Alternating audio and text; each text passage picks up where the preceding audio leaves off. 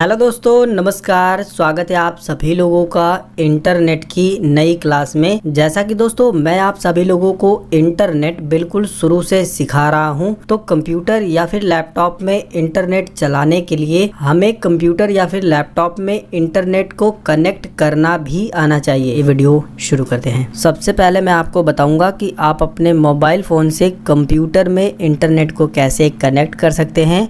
इसके बाद मैं आपको बताऊंगा कि आप अपने मोबाइल फ़ोन से लैपटॉप के अंदर इंटरनेट को कैसे कनेक्ट कर सकते हैं। दोस्तों, अपने मोबाइल फ़ोन से अगर आप अपने कंप्यूटर में इंटरनेट को कनेक्ट कराना चाहते हैं तो इसके लिए सबसे पहले आपको अपने मोबाइल फ़ोन में एक छोटी सी सेटिंग करनी होगी। सेटिंग क्या है कि सबसे पहले आप अपना मोबाइल फ़ोन ले लीजिए और ये जो ऊपर की साइड से साइड पैनल खुलता है, ये नोटिफिकेशन बार, आपको जो है इसे ओपन कर लेना है। सबसे पहले तो आपको यहाँ पर नेट को चालू कर देना है, यानी मोबाइल डेटा जो है इसको ऑन कर देना है। मोबाइल डेटा को ऑन करने के बाद आपको जो है क्या करना है, सेटिंग में चले जाना है। आप सेटिंग में यहाँ पर भी जा सकते हो क्लिक करके, या फिर जो है जो भी सेटिंग की एप्लीकेशन होती है उसको आपको अपने फ़ोन में ढूंढना है। ढूंढने के बाद एप्लीकेशन मिल जाएगी, आपको सेटिंग वाली एप्लीकेशन को ओपन कर लेना है। इसके बाद आप यहाँ पर देखोगे कनेक्शन एंड शेयरिंग का ऑप्शन दिखाई देगा। ये देखिए, ये है, आपको इस पर क्लिक कर देना है। क्लिक करते ही यहाँ पर आपको एक ऑप्शन दिखाई देगा पर्सनल हॉटस्पॉट करके है, आपको जो है इसी पर क्लिक करना है, पर्सनल हॉटस्पॉट पे। अब यहाँ पर देखिए आपका ऊपर की साइड में पर्सनल हॉटस्पॉट दिखाई दे रहा है, आपको इस पर क्लिक करके इसको ऑन कर देना है। ये इस तरीके से ऑन हो जाएगा। ऑन होने के बाद यहाँ पर देखिए पर्सनल हॉटस्पॉट सेटिंग आपको दिखाई देगी, आपको इस पर क्लिक करना है। आप यहाँ पर देखोगे कि आपके डिवाइस का नाम ऊपर की साइड में दिखाई दे रहा है, आप चाहो तो उसे चेंज भी कर सकते हो। और यहाँ पर पासवर्ड भी दिखाई दे रहा है, ठीक है, ये मेरा पासवर्ड है, तो ऐसा ही पासवर्ड आपके भी फोन में दिखाई दे रहा हो सकता हो ये पासवर्ड आपका कुछ ऐसा हो जो आप याद न कर पाओ, ठीक है। तो आपको क्या करना है कि इस पासवर्ड को यहाँ से करना है डिलीट कर देते हैं और यहाँ पर एक सिंपल सा पासवर्ड डाल देना है। पासवर्ड क्या डालना है, 1 2 3 4 5 6 7 8, इस तरीके से हम 1 2 3 4 5 6 7 8 तक डाल देते हैं, ठीक है। आपको जो भी पासवर्ड रखना है आप यहाँ पर रख लीजिए, ठीक है। और यहाँ पर जो है डिवाइस का जो नेम ये दिखा रहा है ऊपर की साइड में, इसको भी आप क्लिक करके जो है इसको चेंज कर सकते हो, ठीक है। इस पर क्लिक करिए और यहाँ से जो है इसको डिलीट कर दीजिए। अगर आप डिलीट करना चाहो तो इसके बाद जो भी नाम टाइप करना चाहो यहाँ पर टाइप कर सकते हो। मैं यहाँ पर जो है अपना नाम टाइप कर देता हूँ, ठीक है। मैं यहाँ पर लिख देता हूँ गुलाब, और इसके बाद जो है यहाँ पर ऊपर की साइड में आपको एक सही का सिंबल मिलेगा, टिक का। आपको क्या करना है, इस टिक पर इस तरह से ओके कर देना है। अब आप देखोगे यहाँ पर जो आपका पासवर्ड है वो भी चेंज हो चुका है और आपका डिवाइस का नेम भी चेंज हो चुका है, ठीक है। यही दो काम आपको कर लेने हैं। अगर आपका पासवर्ड आपको याद है तो चेंज भी करने की कोई भी जरूरत नहीं है, इतना काम आपको कर लेना है। अगर आपको ये सेटिंग नहीं मिलती है, मान लीजिए आपको ये सेटिंग नहीं मिल रही, तो आप क्या करोगे, तो आपको कुछ भी नहीं करना है। आपको ऊपर की साइड से बस इस तरीके से स्क्रॉल कर देना है। स्क्रॉल करने के बाद यहाँ पर देखिए पर्सनल हॉटस्पॉट करके एक सेटिंग मिलेगी आपको, इसी पर जो है थोड़ा देर तक प्रेस करके रखना है। इसके बाद डायरेक्ट आप जो है इस वाली सेटिंग में आ जाओगे और यहाँ पर क्या क्या चीजें करनी है वो मैंने आपको बताई दी है। इतना काम आपको अपने मोबाइल फोन में कर लेना है। इसके बाद जो आपको काम करना है वो आपके कंप्यूटर में करना है। मोबाइल में जितना काम मैंने आपको बताया है दोस्तों, उतना काम, उतनी सेटिंग आपको अपने मोबाइल में कर लेनी है, ठीक है। इसके बाद आपको अपने कंप्यूटर में आना है। कंप्यूटर में आपको जो है डेस्कटॉप पर ही ऊपर की साइड में ही ये जो टास्क बार की पट्टी नीचे की साइड में दिखाई दे रही है, यहाँ पर आप देखोगे एक आइकन आपको मिलता है वाईफाई कनेक्शन का, ठीक है। ये आइकन आपको मिल जाएगा, आपको जो है इसी आइकन पर क्लिक करना होगा। जैसे ही आप इस आइकन पर क्लिक करोगे तो यहाँ पर आपको ढेर सारे ऑप्शन मिलेंगे। आपको जो है सिर्फ और सिर्फ वाईफाई जो लिखा हुआ है इस ऑप्शन पर क्लिक करना है। तो हम जैसे ही इस पर क्लिक करेंगे, इसके बाद जो है हमको यहाँ से वाईफाई को ऑन करना होगा। देखिए ये लिखा हुआ है, हम जो है इसको ऑन कर देंगे वाईफाई को यहाँ से कंप्यूटर में अपने। इसके बाद जो है नेटवर्क सर्च करेगा। इसके बाद जो भी नेटवर्क यानी जो भी वाईफाई हमारे यहाँ पर अवेलेबल होगा ये इस तरीके से उठा लेगा। अभी जो मैंने मोबाइल में सेटिंग की है, आपने देखा होगा कि मैंने अपने हॉटस्पॉट का नेम गुलाब रख दिया है और पासवर्ड में मैंने 1 2 3 4 5 6 7 8 इस तरीके से डिजिट रख दिए हैं। तो देखिए यहाँ पर जो है वाईफाई आ गया है, ये हमारे मोबाइल वाला है, ठीक है। अब हमको क्या करना है, इस पर क्लिक कर देना है। क्लिक करते ही इसके बाद आपको जो है कनेक्ट पर क्लिक करना है। जैसे ही आप कनेक्ट पर क्लिक करेंगे तो इसके बाद जो है यहाँ पर आपसे पासवर्ड मांगेगा। जो आपने अपने मोबाइल में अभी पासवर्ड सेट किया है या फिर जो पहले से आपके मोबाइल में पासवर्ड सेट है वही पासवर्ड आपको इसके अंदर डालना है। तो चलिए हम पासवर्ड भी इसके अंदर डाल देते हैं। पासवर्ड डालने के बाद आप ये जो आंख का सिंबल बना हुआ दिखाई दे रहा है, इस पर क्लिक करोगे तो आप अपना पासवर्ड भी देख सकते हो कि आपका पासवर्ड क्या लिखा है, आपने कहीं मिस्टेक तो नहीं कर दी है, और इसको छोड़ दोगे तो वो हाइड हो जाएगा। इसके बाद आपको नेक्स्ट पर क्लिक करना है। नेक्स्ट पर क्लिक करने के बाद ये चेकिंग चलेगी। थोड़ा देर प्रोसेसिंग होने के बाद आपका जो नेटवर्क है वो कनेक्ट हो जाएगा। अभी देख सकते हो हमारा वाईफाई कनेक्ट हो गया है और नीचे की साइड में भी दिखाई दे रहा है कि वाईफाई कनेक्ट है। अब मैं आपको अपने कंप्यूटर के अंदर इंटरनेट भी चला करके दिखा देता हूँ। तो यहाँ पर हम कोई भी एक ब्राउज़र को ओपन कर लेंगे, जैसे कि हम जो है एज का ब्राउज़र ये ओपन कर लेते हैं। इसके अंदर यूट्यूब वगैरह को भी अगर ओपन करना है तो हम यूट्यूब पर क्लिक कर देंगे, यूट्यूब ओपन हो जाएगा। इसके बाद आप देखोगे कि आपके कंप्यूटर में इंटरनेट जो है चलने लगेगा। दोस्तों जो काम हमने मोबाइल फ़ोन से कंप्यूटर में इंटरनेट को कनेक्ट कराने के लिए किया है, सेम वही काम जो है आपको भी यहाँ पर करना है। और इसके बाद जो है सेम वाईफाई का ऑप्शन आपके लैपटॉप के अंदर भी मिल जाता है, आप आराम से जो है कनेक्ट करा सकते हो। लेकिन अगर आपको ये जानना है कि कैसे कनेक्ट कराते हैं तो आगे भी ये वीडियो आप देख सकते हो, मैंने पूरा कंप्लीट इसमें बताया है। देखिए दोस्तों, अपने मोबाइल फ़ोन से लैपटॉप के अंदर इंटरनेट कनेक्ट कराने से पहले आपको जो है अपने मोबाइल में इंटरनेट को चालू करना होगा। सबसे पहले तो आप जिस भी मोबाइल फ़ोन से इंटरनेट कनेक्ट कराने वाले हैं अपने लैपटॉप के अंदर, तो उस मोबाइल को सबसे पहले आप ले लीजिए और इसके अंदर आपको जो है इंटरनेट को ऑन कर देना है, मोबाइल डेटा को यहाँ से ऑन कर देना है। मोबाइल डेटा को ऑन करने के बाद यहाँ पर आपको एक और ऑप्शन दिखाई देगा, पर्सनल हॉटस्पॉट करके होता है। ये सभी मोबाइल में रहता है। आपको जो है इस वाले ऑप्शन को भी ऑन कर देना है। पहले तो आपको मोबाइल डेटा को ऑन कर देना है, इसके बाद पर्सनल हॉटस्पॉट को भी जो है ऑन कर देना है। ये दो सेटिंग आपको अपने फ़ोन में कर देनी है। इसके बाद आपको यहाँ पर एक ऑप्शन दिखाई देगा वाईफाई ड्राइवर का, आप यहाँ पर देख सकते हो। यहीं पर आपको जो है माउस पॉइंटर को लेकर के आना है। जैसे कि मैं यहाँ पर लेकर आ गया हूँ, मैंने इस पर क्लिक कर दिया। क्लिक करते ही आप देखोगे कि मेरा फोन का जो वाईफाई हमने हॉटस्पॉट ऑन किया है वो यहाँ पर दिखाई दे रहा है। अब मुझे इसी पर जो है क्लिक करना है। अगर आपके मोबाइल का हॉटस्पॉट अभी भी जो है यहाँ पर दिखाई नहीं दे रहा है तो उस कंडीशन में आपका ये वाईफाई ऑफ होगा कुछ इस तरीके से। अगर ये ऑफ होगा तो यहाँ पर दिखाई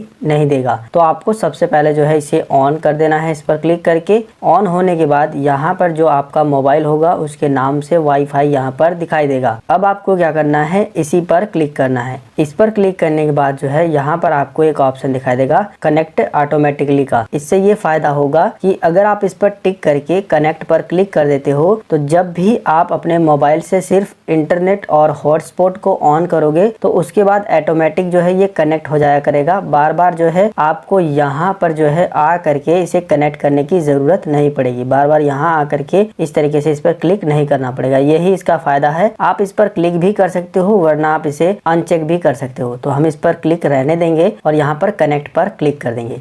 जैसे ही हम कनेक्ट पर क्लिक करेंगे तो अब ये हमसे जो है सिक्योरिटी की मांग रहा है, यानी पासवर्ड मांग रहा है। जो भी हमारा मोबाइल फोन है उसका जो हमने हॉटस्पॉट ऑन किया है उसका एक पासवर्ड है और वही पासवर्ड हमको इसके अंदर डालना है। अब ये पासवर्ड आपको मिलेगा कहाँ से, चलिए मैं आपको बताता हूँ। तो सबसे पहले तो आपको अपना मोबाइल फोन ले लेना है। मोबाइल फोन लेने के बाद आपको चले जाना है सेटिंग में। ये जो सेटिंग का ऑप्शन है इस पर भी जा सकते हो, या फिर जो अभी आपने हॉटस्पॉट को ऑन किया है, मैं यहाँ पर थोड़ा सा जूम कर देता हूँ। पर अभी जो आपने ये हॉटस्पॉट को ऑन किया है इस पर आप जो है थोड़ी देर तक प्रेस करके रखोगे। इसके बाद जो है ये ऑटोमेटिक जो है पर्सनल हॉटस्पॉट की सेटिंग खुल जाएगी और इसके अंदर आपका पासवर्ड भी दिखाई देगा। देखिए ये है हमारा जो डिवाइस का नेम है वो Realme C3 है और यहाँ पर पासवर्ड भी दिख रहा है। इसी तरीके से आपके भी हॉटस्पॉट का पासवर्ड यहाँ पर होगा, ठीक है। और या फिर जो है आप अगर यहाँ से नहीं जा पा रहे हो, वैसे आप यहाँ से चले जाओगे, जब आप इस पर क्लिक करके रखोगे तो आप डायरेक्ट वहां पर आ जाओगे। लेकिन अगर आप नहीं जा पा रहे हो तो यहाँ पर सेटिंग पे क्लिक करिए या फिर जो है आप अपने फोन की सेटिंग में ही चले जाइए। हम जो है यहाँ पर सेटिंग की एप्लीकेशन में चलेंगे, तो हम यहाँ से सेटिंग की एप्लीकेशन को ओपन कर लेते हैं। देखिए ये है सेटिंग की एप्लीकेशन। ओपन करने के बाद यहाँ पर आपको एक ऑप्शन मिलेगा कनेक्शन एंड शेयरिंग का, इस पर क्लिक करिए और यहाँ पर देखिए पर्सनल हॉटस्पॉट का ऑप्शन मिलेगा, आप इस पर क्लिक कर दीजिए और इसके बाद जो है आप यहाँ पर आ जाओगे जहाँ पर आपको जो है पासवर्ड मिल जाएगा। यही पासवर्ड आपको उसके अंदर डालना होगा। तो चलिए हम जो है पासवर्ड डाल करके कनेक्ट करा करके आपको इंटरनेट चला करके भी दिखाते हैं। तो अभी जो मैंने आपको पासवर्ड निकालना बताया है, उस पासवर्ड को निकालने के बाद जिस तरीके से पासवर्ड लिखा हुआ है, चाहे वो कैपिटल लेटर में लिखा है चाहे स्मॉल लेटर में लिखा है, जिस तरीके से भी लिखा है आपको उसी तरीके से इसके अंदर टाइप कर देना है। पासवर्ड डालने के बाद यहाँ पर ये जो आंख का सिंबल आपको दिखाई दे रहा है, आंख का चिन्ह जो बना हुआ है, आप उस पर क्लिक करके देख भी सकते हो कि आपने पासवर्ड सही डाला है या गलत डाला है। अगर आपने पासवर्ड सही डाला है तो अब आपको क्या करना है, नेक्स्ट पर क्लिक करना है। नीचे एक नेक्स्ट का बटन दिखाई देगा, आपको जो है उसी पर क्लिक करना है।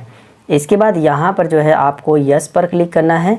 यस पर क्लिक करने के बाद देखिए ये जो है कनेक्टेड लिखा हुआ आ चुका है, यानी अब जो है हमारा मोबाइल का नेटवर्क हमारे कंप्यूटर में कनेक्ट हो चुका है। और यहाँ पर भी आप देखोगे कि यहाँ पर भी जो है यहाँ पर भी टावर पकड़ रहा है, ठीक है। अब जो है आपको आना है, जो कुछ भी आप अपने लैपटॉप में चलाना चाहते हो, जो भी ब्राउज़र ओपन करना चाहते हो उसको ओपन कर लीजिए। ओपन करने के बाद मैं यहाँ पर जो है यूट्यूब भी आपको जो है ओपन करके दिखा देता हूँ कि YouTube हमारे लैपटॉप में देखिए इस तरीके से चल रहा है। तो दोस्तों इसलिए हम लोग बात करेंगे आधार कार्ड का काम करने के लिए। तो देखिए दोस्तों, आधार कार्ड का काम करने के लिए आपको इन 2 वेबसाइट पर जाना होता है। जितने भी जन सेवा केंद्र वाले हैं, जो जन सेवा केंद्र चलाते हैं, वो इन्हीं वेबसाइट का इस्तेमाल करके आधार कार्ड का काम करते हैं। अगर आपको आधार कार्ड डाउनलोड करना है या फिर PVC यानी प्लास्टिक वाला आधार कार्ड मंगाना है, या फिर आधार कार्ड में कौन सा मोबाइल नंबर लिंक है, या फिर आपके बैंक खाते के साथ आधार कार्ड लिंक है कि नहीं, इसके अलावा अगर आपका आधार कार्ड खो गया है, आपको आधार नंबर नहीं पता है, तो आप इसी वेबसाइट से पता करेंगे। इसके अलावा और भी बहुत सारी सुविधाओं का लाभ जो है आप इन दोनों वेबसाइट से ले सकते हो। यहाँ पर बस आपको इतना समझना है कि अगर आपको आधार कार्ड का कोई भी काम करना है तो आपको इन 2 वेबसाइट पर जाना होता है। ये आधार कार्ड की ऑफिशियल वेबसाइट है। इसके अलावा दोस्तों अब हम लोग जो है बात कर लेते हैं कि अगर हमको पैन कार्ड का काम करना है, जैसे नया पैन कार्ड बनाना हो, या फिर पैन कार्ड में करेक्शन करना हो, या फिर पैन कार्ड डाउनलोड करना हो, या फिर और भी पैन कार्ड के जो भी काम होते हैं वो अगर करना हो तो कैसे करेंगे और कौन सी वेबसाइट है।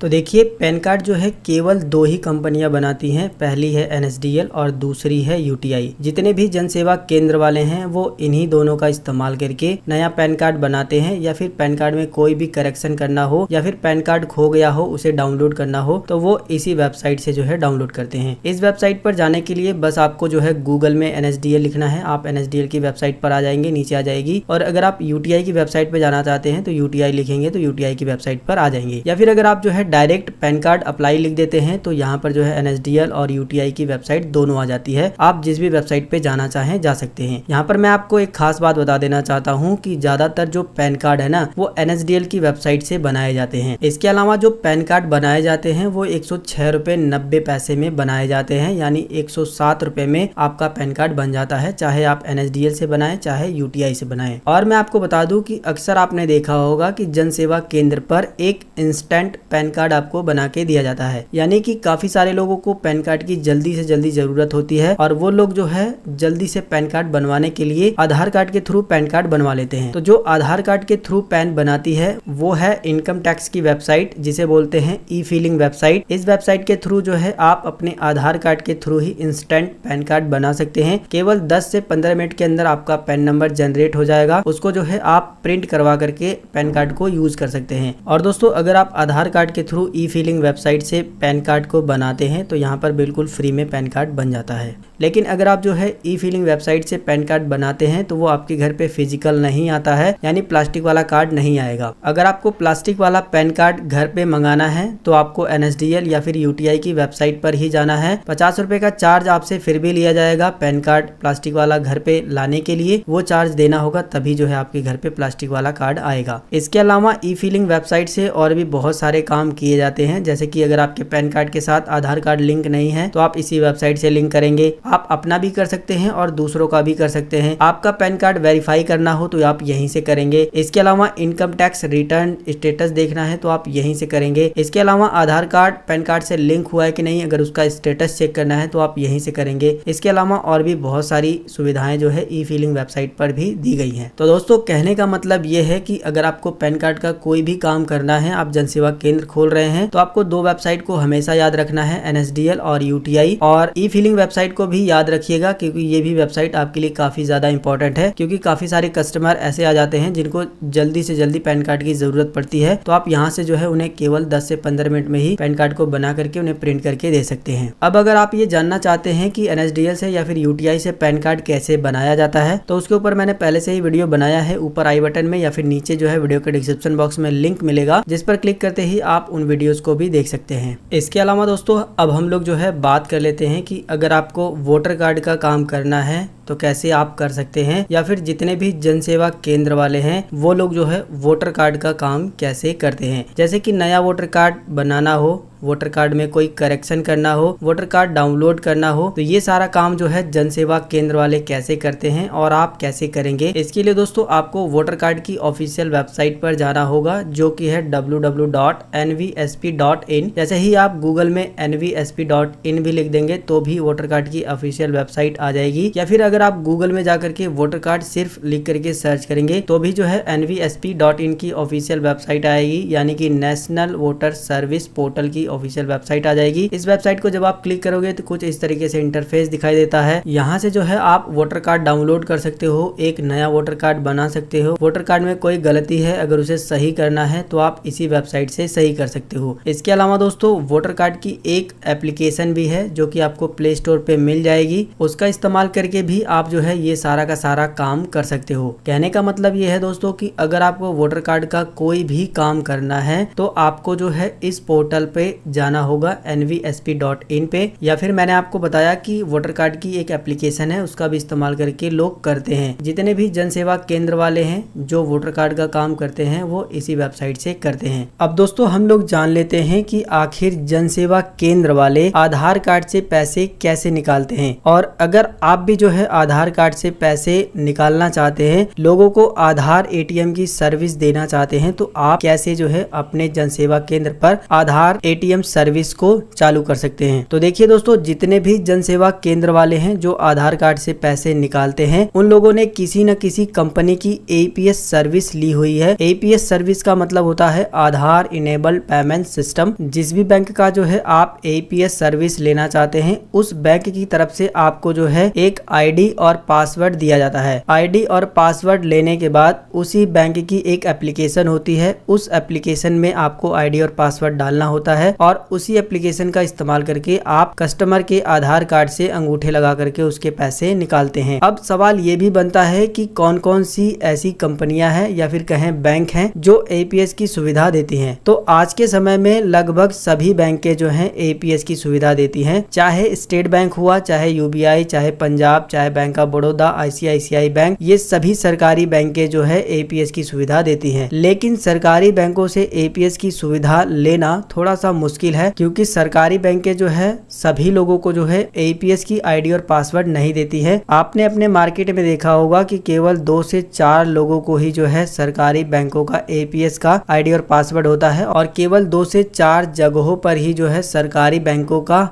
मिनी बैंक होता है, जहां से लोग आधार कार्ड से पैसे निकालते हैं। लेकिन दोस्तों बहुत सारी जो है प्राइवेट बैंकें भी हैं, जैसे फिनो मित्रा बैंक हो गया, पेनियर बाई हो गया, स्पाइस मनी हो गया, एयरटेल पेमेंट बैंक हो गया। इसके अलावा और भी बहुत सारे जो है प्राइवेट बैंक हैं जो आपको APS की सुविधा देती हैं। ये जो 3 मैंने आपको बताए हैं ये अपने आप में एक पॉपुलर बैंक हैं, और ज्यादातर लोग जो है इन्हीं तीनों का इस्तेमाल करते हैं। आप इनमें से किसी भी एक का जो है ID और पासवर्ड लेकर के अपने जन सेवा केंद्र पर आधार कार्ड से पैसे निकालने का जो बिजनेस है उसे शुरू कर सकते हैं। कस्टमर के पैसे निकाल करके अच्छी खासी कमाई भी कर सकते हैं। अब अगर आप ये जानना चाहते हैं कि इसका ID और पासवर्ड कैसे मिलता है, या फिर जो है आधार कार्ड से पैसे कैसे निकाले जाते हैं, तो इसके ऊपर मैंने पहले से ही वीडियो बनाया हुआ है, ऊपर आई बटन में या फिर नीचे इस वीडियो के डिस्क्रिप्शन बॉक्स में लिंक मिल जाएगा, आप उस वीडियो को भी देख सकते हैं। अब दोस्तों हम लोग बात कर लेते हैं कि अगर आपको पासपोर्ट का काम करना हो तो आप कैसे करेंगे, या फिर जितने भी जनसेवा केंद्र वाले हैं वो लोग पासपोर्ट का काम कैसे करते हैं। तो देखिए दोस्तों, जितने भी जनसेवा केंद्र वाले हैं वो लोग जो है पासपोर्ट का काम जो है passportindia.gov.in की एक ऑफिशियल वेबसाइट है, इसी वेबसाइट का इस्तेमाल करके करते हैं। नया पासपोर्ट बनाने से लेकर के जितने भी पासपोर्ट संबंधित काम होते हैं वो इसी वेबसाइट के जरिए किए जाते हैं। इस वेबसाइट पर जाने के लिए आपको गूगल में सर्च करना है पासपोर्ट इंडिया, इसके बाद जो है passportindia.gov.in की ऑफिशियल वेबसाइट मिल जाएगी, जिसपे आपको लिखा होगा पासपोर्ट सेवा। आप जैसे ही इस पर क्लिक करेंगे इसके बाद जो है आप passportindia.gov.in की ऑफिशियल वेबसाइट पर आ जाएंगे। वेबसाइट का इंटरफेस कुछ इस तरीके से आपको दिखाई देगा। यहाँ पर आपको एक ऑप्शन मिलेगा न्यू यूजर रजिस्ट्रेशन, आप इस पर क्लिक करके एक नए पासपोर्ट के लिए आवेदन कर सकते हैं। इस वेबसाइट से पासपोर्ट बनाने के लिए आपको 1500 रुपए यहाँ पर फीस देनी होती है।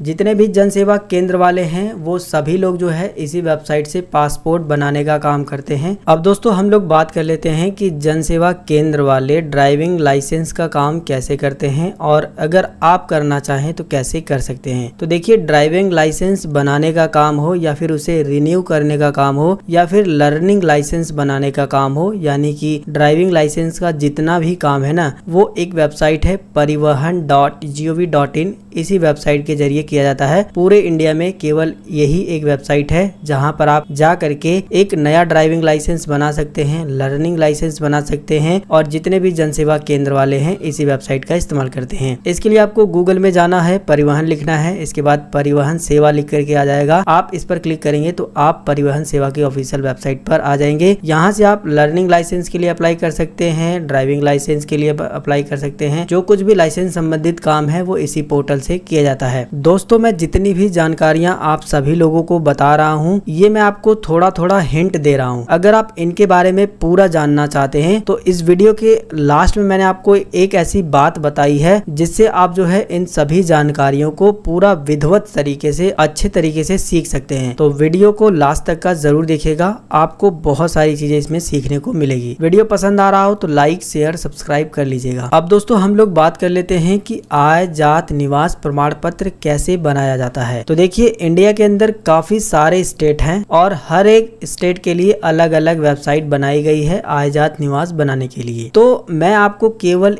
एक ऐसी वेबसाइट बताने वाला हूं। उस वेबसाइट पर आप इंडिया के किसी भी राज्य से रहने वाले हैं, उस वेबसाइट पर जाने के बाद आप अपने राज्य की वेबसाइट को वहां से ढूंढ सकते हैं और अपने राज्य का आय, जात, निवास प्रमाण पत्र बना सकते हैं। जितने भी जन सेवा केंद्र वाले हैं वो लोग क्या काम करते हैं कि जिस भी राज्य के रहने वाले हैं, जैसे कि मैं उत्तर प्रदेश का रहने वाला हूं और मैंने उत्तर प्रदेश में आजमगढ़ जिले में मान लीजिए मैंने जो है एक जन सेवा केंद्र खोल दिया है। तो मैं उत्तर प्रदेश का रहने वाला हूं तो मुझे जरूर पता होगा कि उत्तर प्रदेश में किस वेबसाइट से जो है आय, जात, निवास बनाए जाते हैं। जैसे कि उत्तर प्रदेश में जो है ई डिस्ट्रिक्ट से और ई साथी से दो वेबसाइट है, इन दोनों वेबसाइट से जो है आय, जात, निवास बनाए जाते हैं। इसी तरीके से दोस्तों, जब आप जन सेवा केंद्र का काम करना शुरू करेंगे तो आपको जो है अपने स्टेट की वेबसाइट पता चल जाएगी। लेकिन सवाल अभी का आता है कि अभी जो है आपको आपके स्टेट की वेबसाइट कैसे पता चलेगी। तो उस कंडीशन में आपको जो है india.gov.in की ऑफिशियल वेबसाइट है, पूरे इंडिया के लिए है, आपको जो है इसी वेबसाइट पर चलना है। तो मैं चलिए आपको पूरा डिटेल में सर्च करके दिखाता हूँ। तो इसके लिए आपको गूगल में आना है और लिखना है india.gov।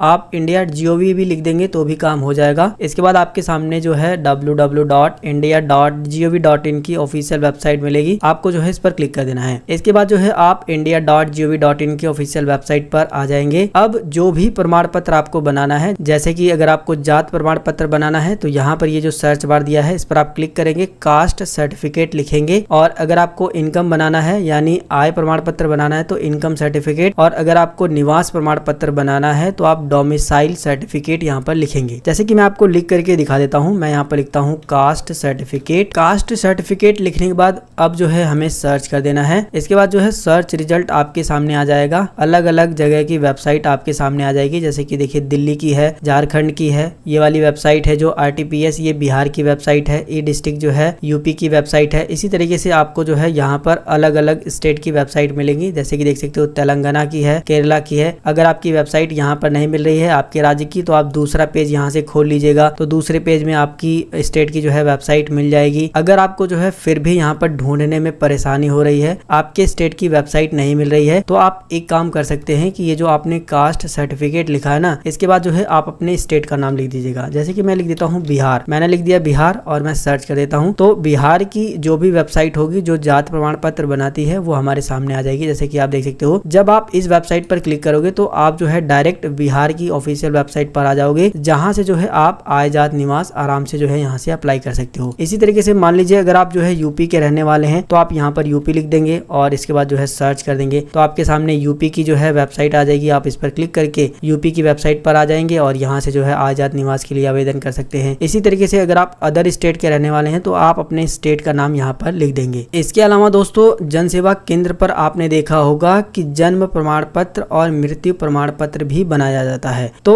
अगर आपको ये भी बनाना पड़ गया है और आप ये जानना चाहते हैं कि कैसे जनसेवा केंद्र वाले बनाते हैं, तो वो चीज आपको यहीं पर आकर के सर्च कर लेनी है। वो चीज भी जो है आपको यहीं पर मिल जाएगी। बस आपको यहाँ पर लिखना है, जैसे अगर आपको डेथ सर्टिफिकेट बनाना है तो आप डेथ सर्टिफिकेट लिखेंगे। डेथ सर्टिफिकेट लिखने के बाद अब आपको सर्च कर देना है। इसके बाद जो है आपके सामने डेथ सर्टिफिकेट बनाने की काफी सारी वेबसाइट मिलेंगी। अलग अलग स्टेट की अलग अलग वेबसाइट मिल जाएंगी। अगर आपकी स्टेट की यहाँ पर वेबसाइट नहीं मिल रही है तो फिर वही काम कर देना है। लिखने के बाद अब आपको अपने स्टेट का नाम लिख देना है, जो भी आपके स्टेट का नाम है। इसके बाद जब आप सर्च करोगे तो आपके स्टेट का जो है यहाँ पर वेबसाइट मिल जाएगा। आप उस पर क्लिक करके डेथ सर्टिफिकेट जो है यहाँ पर बना सकते हो। इसके अलावा अगर आप जो है बर्थ सर्टिफिकेट भी बनाना चाहते हो, जन्म प्रमाण पत्र, तो आप यहाँ पर जो है बर्थ सर्टिफिकेट लिखेंगे और इसके बाद जो है स्टेट का नाम लिख देंगे तो यहाँ पर जो है आ जाएगा। आप जो है उस पर क्लिक करके बर्थ सर्टिफिकेट भी बना सकते हो। ठीक है, तो दोस्तों कहने का मतलब ये है कि अगर आपको जो है आयात निवास प्रमाण पत्र बनाना है, बर्थ डेथ सर्टिफिकेट बनाना है, तो आप जो है इस वेबसाइट पर आकर के सर्च करके भी बना सकते हो। और जब आप धीरे धीरे बनाना शुरू करेंगे तो आपको खुद जो है अपने स्टेट की वेबसाइट याद हो जाएगी और आप डायरेक्ट जो है गूगल में अपने स्टेट की वेबसाइट को भी सर्च करके डायरेक्ट उस पे जा सकते हो। अब दोस्तों हम लोग बात कर लेते हैं कि अगर आपको राशन कार्ड का काम करना हो तो आप कैसे करोगे। वैसे मैं आपको बता दूं कि अगर आप जो है राशन कार्ड नया बनाना चाहते हैं या फिर जो है राशन कार्ड में नए मेंबर को ऐड करना चाहते हैं या फिर वहां से मेंबर को हटाना चाहते हैं, ये सब काम करने के लिए आपको एक CSC आईडी लेनी होगी या फिर आप चाहें तो सहज जनसेवा केंद्र एक होता है, उसकी भी आईडी और पासवर्ड ले सकते हैं। CSC का आईडी और पासवर्ड ले लीजिए या फिर सहज का। इसके बाद जो है आप राशन कार्ड नया बना सकते हैं। राशन कार्ड में कोई सुधार करना हो तो कर सकते हैं। लेकिन दोस्तों उसके अलावा भी और भी बहुत सारे काम हैं, जैसे कि राशन कार्ड की लिस्ट देखना हो, उसे प्रिंट करना हो, ये सारे काम भी जो है जनसेवा केंद्र पर आते रहते हैं। तो वो सारा काम आप कैसे करोगे, उसके लिए दोस्तों nfsa.gov.in की एक ऑफिशियल वेबसाइट है। आपको जो है इस पर जाना होता है। जब आप गूगल में NFSA सर्च करेंगे तो वेबसाइट आ जाएगी। आप इस पर जब क्लिक करेंगे तो आप नेशनल फूड सिक्योरिटी पोर्टल पर आ जाएंगे। यहाँ पर जो है सभी के सभी स्टेट दिए गए हैं। आप अपने स्टेट पर क्लिक करके अपने राज्य में, अपने जिले का, अपने गांव की राशन कार्ड की लिस्ट को देख सकते हो, उसको डाउनलोड कर सकते हो। और कोई कस्टमर अगर आपकी दुकान पे आया है, प्रिंट करवाना चाहता है, राशन कार्ड की फोटोकॉपी करवाना चाहता है, तो आप उसे प्रिंट करके भी दे सकते हो। इसके अलावा दोस्तों अब हम लोग बात कर लेते हैं कि अगर आपको कोई भी पेंशन का फॉर्म भरना हो तो आप कैसे भरेंगे। जैसे कि वृद्धा पेंशन हो गया, विकलांग पेंशन हो गया या फिर जो है विधवा पेंशन हो गया, तो ये सारे पेंशन का फॉर्म अगर आपके पास आता है तो आप कैसे भरेंगे या फिर जनसेवा केंद्र वाले कैसे भरते हैं, कौन सी वेबसाइट का इस्तेमाल करते हैं। तो दोस्तों इसके लिए भी मैं आपको गूगल पर लेकर आ चुका हूं और मैं यहाँ पर आपको बताना चाहूंगा कि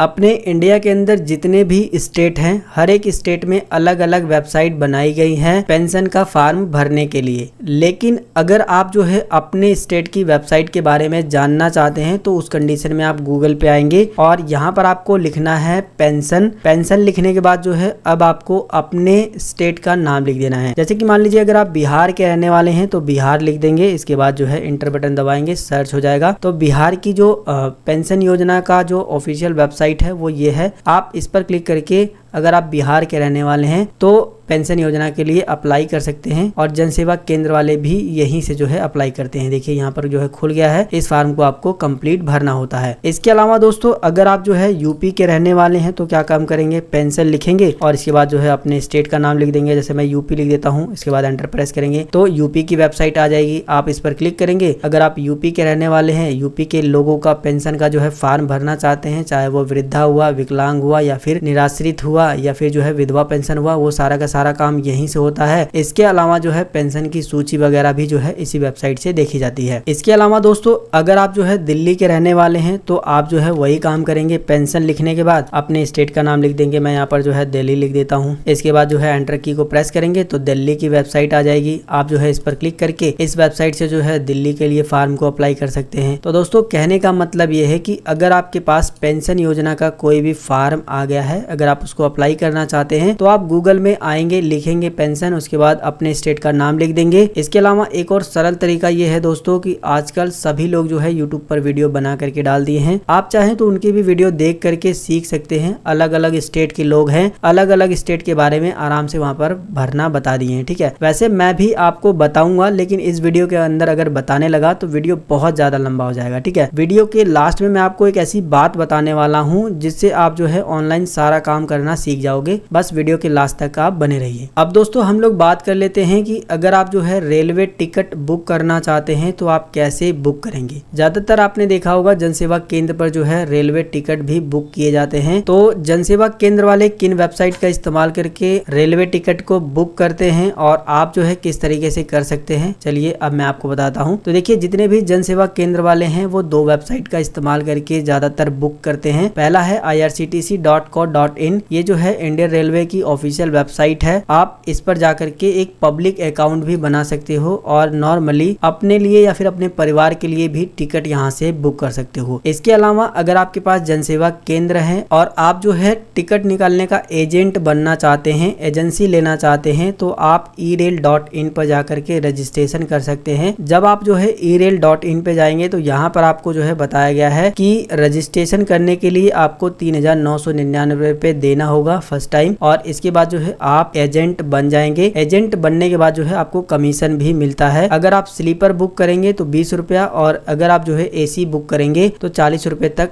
पर टिकट आपको कमीशन मिलता है। तो दोस्तों इन दोनों वेबसाइट से जो है रेलवे टिकट बुक किए जाते हैं। बस आपको इतना ध्यान देना है। आप IRCTC का फ्री अकाउंट बना करके अपना और अपने परिवार वालों का जिनका भी टिकट निकालना चाहो निकाल सकते हो। और अगर आप जो है एजेंट बनना चाहते हैं तो आपको इसका जो है ID और पासवर्ड लेना होगा, जिसके लिए आपको कुछ पैसे देने होंगे, तब जो है आप इसका एजेंट भी बन पाओगे। वैसे मैं आपको बता दूं कि IRCTC का अकाउंट कैसे बनाया जाता है और इससे टिकट कैसे बुक किया जाता है, इसके बारे में मैंने बहुत पहले ही वीडियो बना दिया है। बहुत अच्छे तरीके से मैंने उसके अंदर बताया है। अगर आपने वो वीडियो नहीं देखा है तो नीचे डिस्क्रिप्शन बॉक्स में वीडियो का लिंक मिल जाएगा, आप उस वीडियो को देख लीजिएगा। इसके बाद दोस्तों अब हम लोग बात कर लेते हैं कि फ्लाइट का टिकट अगर बुक करना हो तो कैसे किया जाता है और जनसेवा केंद्र वाले कैसे करते हैं। तो देखिए जिस भी फ्लाइट का टिकट आपको बुक करना है उसकी वेबसाइट पर जाना होता है। जैसे कि आपको गो इंडिया गो का टिकट बुक करना है तो आपको इस वेबसाइट पर जाना होगा। इसी तरीके से अगर आपको एयर इंडिया का टिकट बुक करना है तो आपको airindia.com की वेबसाइट पर जाना होगा। इसी तरीके से जितनी भी फ्लाइट है, जितनी भी कंपनियां अपनी फ्लाइट चलाती हैं, उनकी अलग अलग वेबसाइट है। उन वेबसाइट पर जाकर के आप फ्लाइट टिकट भी बुक कर सकते हो। जब आप जो है गूगल में गो इंडिया गो सर्च करोगे तो ये वेबसाइट आ जाएगी। आप इस पर क्लिक करेंगे और यहाँ पर जो है आपको कुछ डिटेल डालनी होगी, जैसे कि आप कहाँ से कहाँ तक यात्रा करना चाहते हैं, किस डेट को यात्रा करना चाहते हैं। इसके बाद जो है सर्च फ्लाइट पे क्लिक करके आप अपनी फ्लाइट को बुक कर सकते हैं। सेम इसी तरीके से आपको एयर इंडिया पर भी ऑप्शन मिल जाता है। आपको उस जगह का नाम बताना है जहाँ से जहाँ तक आपको जाना है, डेट बतानी है। इसके बाद जो है आप यहाँ पर भी जो है टिकट बुक कर सकते हैं। तो कहने का मतलब ये है दोस्तों कि अगर फ्लाइट का टिकट बुक करना है या फिर कहें जो भी जनसेवा केंद्र वाले फ्लाइट का टिकट बुक करते हैं वो इन्हीं वेबसाइट से करते हैं। जितनी भी फ्लाइट हैं अलग अलग कंपनी की हैं, अलग अलग उनकी वेबसाइट है, उन्हीं वेबसाइट पर जाकर के टिकट बुक किया जाता है। इसके अलावा मैं आपको बता दूं कि फोन पे, पेटीएम, गूगल पे से भी फ्लाइट के टिकट बुक किए जाते हैं। आप उनसे भी जो है फ्लाइट की टिकट बुक कर सकते हैं। अब दोस्तों हम लोग जान लेते हैं कि बिजली बिल कैसे चेक किया जाता है या फिर कैसे जमा करना होता है। आपने देखा होगा जनसेवा केंद्र वाले जो है बिजली बिल भी जमा करते हैं। बिजली बिल जमा करना बहुत ज्यादा आसान है। चलिए मैं आपको ये प्रैक्टिकल करके दिखा देता हूँ। देखिए हम जो है गूगल पे आ गए हैं और अगर हमें बिजली बिल चेक करना है तो हम बिजली बिल लिखेंगे और इसके बाद जो है चेक, और इसके बाद जो है जिस भी स्टेट के रहने वाले हैं, जैसे कि अगर आप बिहार के रहने वाले हैं तो बिहार लिखिएगा, दिल्ली, यूपी, इसके बाद झारखंड, इसके बाद पंजाब, जिस भी राज्य के रहने वाले हैं आप अपना राज्य लिख दीजिएगा। इसके बाद एंटर की को प्रेस करेंगे तो आपके सामने वेबसाइट आ जाएगी। आप इस वेबसाइट को ओपन कर लीजिएगा और इसके अंदर जो है आप अपना उपभोक्ता संख्या डाल करके सबमिट करेंगे तो चेक भी कर पाएंगे और वहां पर जो है जमा करने का भी ऑप्शन दिया गया होता है। आप उस पर क्लिक करके जमा भी कर सकते हैं। जैसे कि मैं आपको दिखा देता हूं, मैं यूपी का रहने वाला हूं तो हम यूपी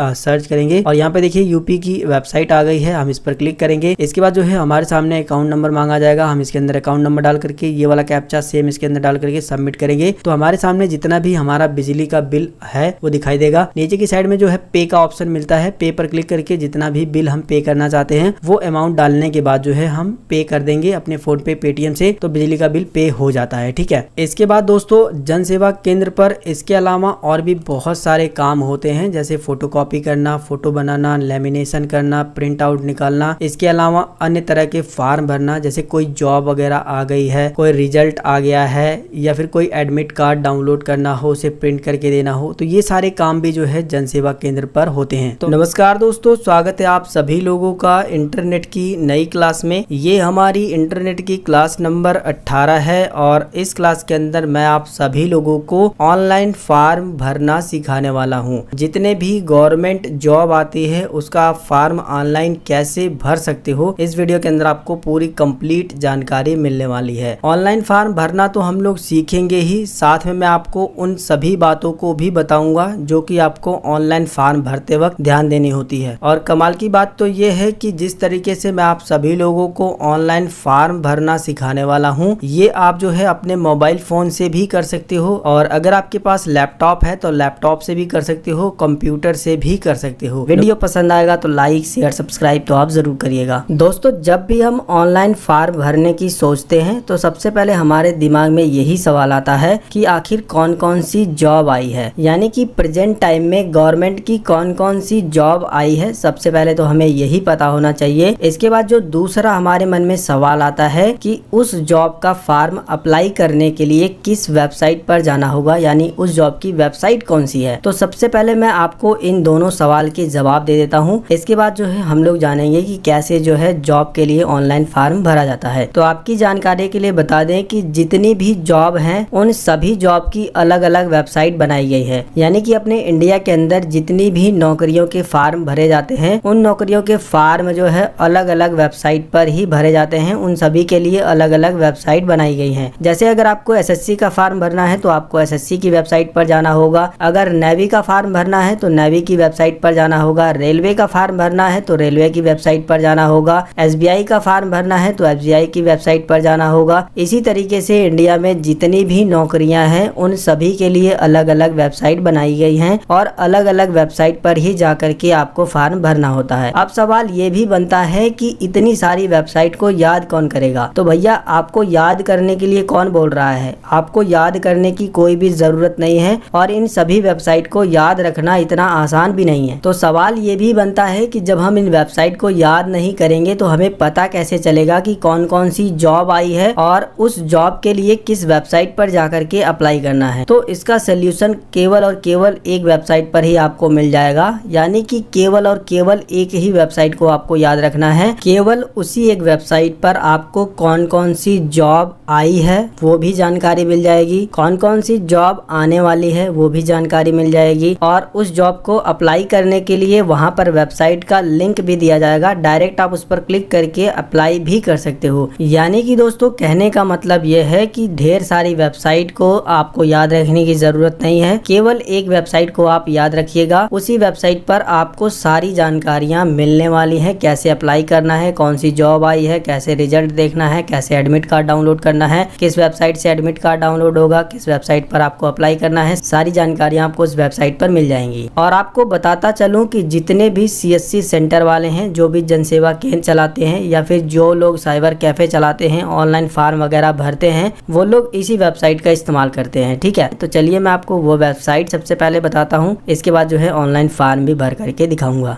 इसके लिए दोस्तों सबसे पहले आपको गूगल ओपन कर लेना है। अगर आप ये वीडियो मोबाइल फोन से देख रहे हैं तो भी आप जो है गूगल ओपन कर लीजिए। गूगल ओपन करने के बाद जो है आपको ये जो सर्च बार दिखाई दे रहा है, इसके अंदर आपको लिखना होता है सरकारी रिजल्ट। जैसे ही आप सरकारी रिजल्ट लिख करके गूगल में सर्च करेंगे तो सबसे पहली ये जो वेबसाइट मिल रही है www.sarkariresult.com, आपको इसी वेबसाइट पर क्लिक कर देना है। इसके बाद जो है आप सरकारी रिजल्ट की ऑफिशियल वेबसाइट पर आ जाओगे और वेबसाइट का इंटरफेस कुछ इस तरीके से आपको दिखाई देगा। अब इस वेबसाइट पर आपको जो है जितनी भी नई नई जॉब आई हैं उसका डायरेक्ट लिंक मिल जाएगा। जितने भी आंसर की आए हैं, जितने रिजल्ट आए हैं, जितने जो है एडमिट कार्ड आए हैं, या फिर अगर आपको सिलेबस भी डाउनलोड करना है तो यहाँ पर डायरेक्ट लिंक मिल जाएगा। दरअसल दोस्तों, ये वेबसाइट करती क्या है, थोड़ा सा मैं आपको बताता हूँ कि जितनी भी नई नई जॉब आती है ना, उन जॉब के लिए जो वेबसाइट बनाई गई है उन वेबसाइट का डायरेक्ट लिंक जो है आपको इस वेबसाइट पर दे दिया जाता है। बस आपको उस लिंक पर क्लिक करना होता है और आप उस जॉब के लिए ऑनलाइन अप्लाई करने के लिए डायरेक्ट उस वेबसाइट पर चले जाते हो जिस पर वो जॉब आई है। जैसे कि मान लीजिए अगर एसएससी का कोई फॉर्म निकला है तो एसएससी की वेबसाइट का डायरेक्ट लिंक जो है आपको इस वेबसाइट पर मिल जाएगा। बस आपको उस पर क्लिक करना होगा और डायरेक्ट आप एसएससी की वेबसाइट पर चले जाओगे अप्लाई करने के लिए। इसी तरीके से जितनी भी नई नई जॉब आती हैं, जितने भी नए नए रिजल्ट आते हैं, एडमिट कार्ड आती है या फिर कहें आंसर की आती है, उन सभी का डायरेक्ट लिंक जो है ये वेबसाइट हमको दे देती है और हमें ज़्यादा इधर उधर भटकने की ज़रूरत नहीं पड़ती है और इसी वेबसाइट से हम लोग सीधा उसे इस्तेमाल कर लेते हैं। अक्सर आपने देखा होगा जब आप किसी भी जनसेवा केंद्र पर या फिर जो है साइबर कैफे पर ऑनलाइन फॉर्म भरवाने गए होंगे तो अक्सर लोग जो है सरकारी रिजल्ट वेबसाइट का ही इस्तेमाल करते हैं, क्योंकि दोस्तों ऑनलाइन फॉर्म भरने के लिए अलग अलग वेबसाइट बनाई गई हैं जैसा कि मैंने आपको बताया। तो उतनी सारी वेबसाइट को याद करना थोड़ा सा मुश्किल काम है, जिसकी वजह से जो है हमें केवल इसी वेबसाइट को याद करने की जरूरत पड़ती है, क्योंकि इस वेबसाइट पर जितने भी नए नए फॉर्म आते हैं और जितने भी रिजल्ट आते हैं एडमिट कार्ड आंसर की, वो सारे लिंक हमको जो है यहाँ पर मिल जाते हैं। सिर्फ हमें क्लिक करके हम जो है उन सभी कामों को कर सकते हैं। इसके अलावा और भी बहुत सारी इन्फॉर्मेशन इस वेबसाइट पर हमें मिलती है जो कि हम लोग आगे बात करने वाले हैं। अब सवाल ये भी बनता है कि इस वेबसाइट पर कैसे हमें पता चलेगा कि कौन सी नई जॉब आई है या फिर रिजल्ट आया है या फिर एडमिट कार्ड आया है। तो ये जानने के लिए हम लोग थोड़ा सा नीचे चलेंगे। वैसे मैं आपको बता दूं कि यहाँ पर ये जो मेन्यू बार दिए गए हैं, यहाँ पर भी आपको latest job, result, admit card, answer की, सिलेबस, ये सारी चीजें मिल जाती हैं। आप इन पर भी क्लिक करके ये सारे काम कर सकते हैं। इसके अलावा जितनी भी जॉब ज्यादा पॉपुलर होती है उनको इस तरीके से हाईलाइट किया जाता है। यहाँ पर आप यहाँ पर भी क्लिक करके इनके बारे में जान सकते हैं और फॉर्म को भर सकते हैं। इसके अलावा अगर आप थोड़ा सा नीचे की साइड में आओगे तो कुछ इस तरीके से भी काफी सारी जॉब को जो है हाईलाइट करके रखा जाता है। आप डायरेक्ट जो है इन पर भी क्लिक करके इनके लिए अप्लाई कर सकते हो। जैसे कि अगर आपको यूपी डीएलएड का 2023 का ऑनलाइन अप्लाई करना है तो आप डायरेक्ट इस पर क्लिक करेंगे तो आप जो है इस तरीके के पेज पर आएंगे, जहां पर आपको जो है कुछ और भी डिटेल मिल जाएंगी, कब तक लास्ट डेट है, कितनी फीस लगने वाली है, और इसके बाद जो है नीचे की साइड में आने के बाद यहाँ पर आपको अप्लाई करने का डायरेक्ट लिंक भी मिल जाएगा। आप इस पर क्लिक करेंगे तो आप जो है यूपी डीएलएड की ऑफिशियल वेबसाइट पर आ जाओगे। अब देख सकते हो आप यूपी डीएलएड की ऑफिशियल वेबसाइट पर आ गए हो और आप डायरेक्ट यहाँ से अप्लाई कर सकते हो। इसी तरीके से यहाँ पर और भी जो है जॉब के बारे में बताया गया है। यहाँ पर आप देख सकते हो कि एमपी कांस्टेबल 2023 ऑनलाइन अप्लाई के बारे में भी लिंक दिया गया है और बिहार कांस्टेबल भी दिया गया है। यहाँ पर मैं आपको एक और बात बता दूं कि इस वेबसाइट पर आपको इंडिया के अंदर जितनी भी जॉब निकलती हैं, चाहे वो किसी भी राज्य की हो, सभी की जानकारियां आपको इस वेबसाइट पर मिल जाएंगी। ठीक है, तो आपको ये नहीं समझना है कि केवल एक ही राज्य की जानकारी यहाँ पर आपको मिलेगी। ठीक है, सभी राज्यों की जितनी भी जॉब आती है सभी का लिंक जो है यहाँ पर दिया जाता है। इसके अलावा अगर आप थोड़ा सा नीचे की साइड में आओगे तो यहाँ पर जो है आपको कुछ इस तरीके से ऑप्शन मिल जाते हैं। पहला है रिजल्ट का, दूसरा है एडमिट कार्ड, तीसरा है लेटेस्ट जॉब का। अब देखिए इसके अंदर जितनी भी नई नई जॉब आई रहेंगी उन सभी का लिंक जो है यहाँ पर आपको मिल जाएगा। जितनी भी नई जॉब आती हैं उन सभी का लिंक आपको यहाँ पर मिलेगा। यहाँ पर आने के बाद जो है आप व्यू मोर पर क्लिक करके और भी जो है जॉब को देख सकते हो। इसके अलावा जो है जितने भी एडमिट कार्ड आते हैं वो आपको लिंक यहाँ पर दिया गया होता है। आप एडमिट कार्ड वाले सेक्शन में आकर के यहाँ पर जितने भी एडमिट कार्ड आए हैं उनको देख सकते हो। इसके अलावा जो भी जॉब के लिए आपने अप्लाई किया था उसका एग्जाम दिया था और उसका अगर रिजल्ट आ गया है तो आप जो है यहाँ पर रिजल्ट वाले सेक्शन में आकर के यहाँ पर अगर उसका लिंक दिया है तो डायरेक्ट जो है आप उस पर क्लिक करके रिजल्ट भी देख सकते हो। नीचे की साइड में जो है व्यू मोर के ऑप्शन भी दिए गए हैं। इन व्यू मोर के ऑप्शन पर क्लिक करके और भी जो है जॉब के बारे में आप यहाँ पर जो है देख सकते हो। इसके अलावा अगर आपको आंसर की डाउनलोड करना है तो यहाँ पर लिंक दिया गया होता है। सिलेबस डाउनलोड करना है तो यहाँ पर, और जितने भी एडमिशन के लिए फॉर्म भरे जा रहे हैं वो जो है एडमिशन वाले सेक्शन में आपको सारे के सारे लिंक मिलेंगे। जैसे कि देखिए यूपी डीएलएड का भी यहाँ पर आपको मिल जाता है, आप यहाँ से जो है ऑनलाइन कर सकते हो। इसके अलावा जो है यूपी पॉलिटेक्निक जेईई कप 2023 के लिए भी यहाँ पर जो है करेक्शन चालू है। इसके अलावा और भी जो है यहाँ पर एडमिशन के फॉर्म भरे जा रहे हैं। इसके अलावा कुछ इंपॉर्टेंट लिंक भी यहाँ पर दिए गए होते हैं और सर्टिफिकेट वेरिफिकेशन का भी लिंक दिया गया होता है, जैसे पैन कार्ड के लिए या फिर आधार कार्ड के लिए या फिर आधार कार्ड डाउनलोड भी कर सकते हो। तो ये कुछ इंपॉर्टेंट लिंक भी है। ये तो रही इस वेबसाइट की जानकारी। अब जो है आप इस वेबसाइट पर आने के बाद जो है आराम से अपनी जॉब को ढूंढ सकते हो। अब जो है हम लोग बात कर लेते हैं कि कैसे आपको ऑनलाइन अप्लाई करना होता है। तो लेटेस्ट जॉब के अंदर काफी सारी जॉब आई हुई हैं। मैं आपको जो है ये वाला फॉर्म खोल करके दिखा देता हूँ। एमपी पुलिस कांस्टेबल ऑनलाइन का हम इस पर क्लिक करेंगे। इसके बाद ये लोड लेगा, फिर आपके सामने इस तरीके से पेज आएगा। यहाँ पर आपको थोड़ा सा नीचे आने के बाद और भी डिटेल बताई गई है, जैसा कि यहाँ पर जो है इंपॉर्टेंट डेट भी बताया गया है कि कब से ये फॉर्म भरा जा रहा है और कब तक इसकी लास्ट डेट है, और एग्जाम की जो फीस देने की लास्ट डेट है वो भी बताई गई है, करेक्शन की डेट भी बताई गई है और एग्जाम कब से स्टार्ट होगा ये भी बताया गया है। एडमिट कार्ड कब से अवेलेबल होगा ये भी डेट कुछ दिनों बाद यहाँ पर आ जाएगी। इसके अलावा एप्लीकेशन की फीस कितनी होने वाली है ये भी यहाँ पर बताई गई है। जनरल और अदर स्टेट के लिए बताई गई है, SC ST OBC के लिए भी बताई गई है कि इसके थ्रू आप यहाँ पर पेमेंट कर सकते हो, ये भी यहाँ पर बताया गया है। इसके अलावा एज की लिमिट भी बताई गई है कि कितनी एज तक आपको लिया जाएगा। इसके अलावा जो है यहाँ पर टोटल वैकेंसी भी बताई गई है कि यानी टोटल पोस्ट कितनी है और किस पोस्ट के लिए कितना आपका पढ़ा लिखा होना जरूरी है ये भी बताया गया है, यानी कितनी आपकी एजुकेशन क्वालिफिकेशन होनी चाहिए इस पोस्ट के लिए अप्लाई करने के लिए। इसके अलावा जो है किस कैटेगरी में कितनी पोस्ट को रखा गया है ये भी यहाँ पर बताया गया है। नीचे आने के बाद जो है दूसरी पोस्ट के लिए भी यहाँ पर जो है आपकी एजुकेशन क्वालिफिकेशन जो है बताई गई है। इसके अलावा जो है फिजिकल एलिजिबिलिटी की डिटेल भी यहाँ पर दी गई है, मेल फीमेल के लिए क्या क्या चीजें जरूरी हैं आप इसे पढ़ सकते हो। नीचे आने के बाद जो है आपको थोड़ा सा और नीचे आना है, यहाँ पर जो है अप्लाई करने का डायरेक्ट यहाँ पर लिंक दिया गया है और रजिस्ट्रेशन करने का भी लिंक दिया गया है। आप जैसे ही इस पर क्लिक करोगे तो आप जो है इस वेबसाइट पर डायरेक्ट जो है पहुंच जाओगे। वेबसाइट पर आने के बाद जो है आप डायरेक्ट यहाँ से अप्लाई भी कर सकते हो। अभी जो मैंने डिटेल बताई है वो सारी की सारी डिटेल आप जिस भी पोस्ट पर क्लिक करोगे, जिस भी जॉब के लिए अप्लाई करना चाहते हो, वो सभी डिटेल जो है आपको उसके अंदर दी गई होती है कि कितना आपका पैसा लगेगा, कब से डेट स्टार्ट हो चुकी है, कब तक लास्ट डेट है और कौन कौन सी पोस्ट है, किस पोस्ट के लिए कितनी जो है आपकी एजुकेशन क्वालिफिकेशन होनी चाहिए, मतलब सारी डिटेल आपको वहाँ पर जो है मिल जाएंगी, आप उसे आराम से पढ़ सकते हो। तो यहाँ पर मैं जो आपको फार्म भर के दिखाने वाला हूँ वो लास्ट वाला फार्म होगा, Delhi DDA various post online form 2023। इसी का फार्म ऑनलाइन करके मैं आपको दिखाने वाला हूँ। जिस तरीके से हम लोग इसका रजिस्ट्रेशन करेंगे, ऑनलाइन फार्म भरेंगे, वही प्रक्रिया लगभग सभी फार्म में जो है अप्लाई होती है। तो वीडियो को पूरा ध्यान से देखिएगा। तो हम जो है इस पर क्लिक करेंगे। क्लिक करने के बाद जो है जैसा कि मैंने आपको बताया कि सभी पोस्ट के अंदर जो है आपको जानकारियां मिल जाती हैं, जैसे एप्लीकेशन की फीस, इंपॉर्टेंट डेट, इसके अलावा जो है एज की लिमिट, इसके बाद जो है कितनी पोस्ट है, कितना आपका क्वालिफिकेशन एजुकेशन का होना चाहिए, ये सब चीजें बताई गई हैं। इसके अलावा जो है यहाँ पर कैटेगरी वाइज भी पोस्ट आपको बताई जाती है। थोड़ा सा नीचे आने के बाद जो है डायरेक्ट यहाँ पर अप्लाई करने के लिए लिंक भी आपको दे दिया जाता है। तो हमें क्या काम करना होता है, इसी लिंक पर क्लिक कर देना होता है। इसके बाद जो है हम डायरेक्ट उस वेबसाइट पर पहुंच जाते हैं। तो हम जो है दिल्ली की ऑफिशियल वेबसाइट पर आ गए हैं और यहाँ पर आप देख सकते हो रजिस्ट्रेशन करने का और लॉगिन करने का भी ऑप्शन मिल जाता है। तो किसी भी वेबसाइट पर अगर आपको ऑनलाइन फॉर्म भरना है तो सबसे पहले आपको रजिस्ट्रेशन करना होता है, इसके बाद लॉगिन करना होता है। तो हम क्या काम करेंगे, रजिस्टर पर क्लिक करेंगे।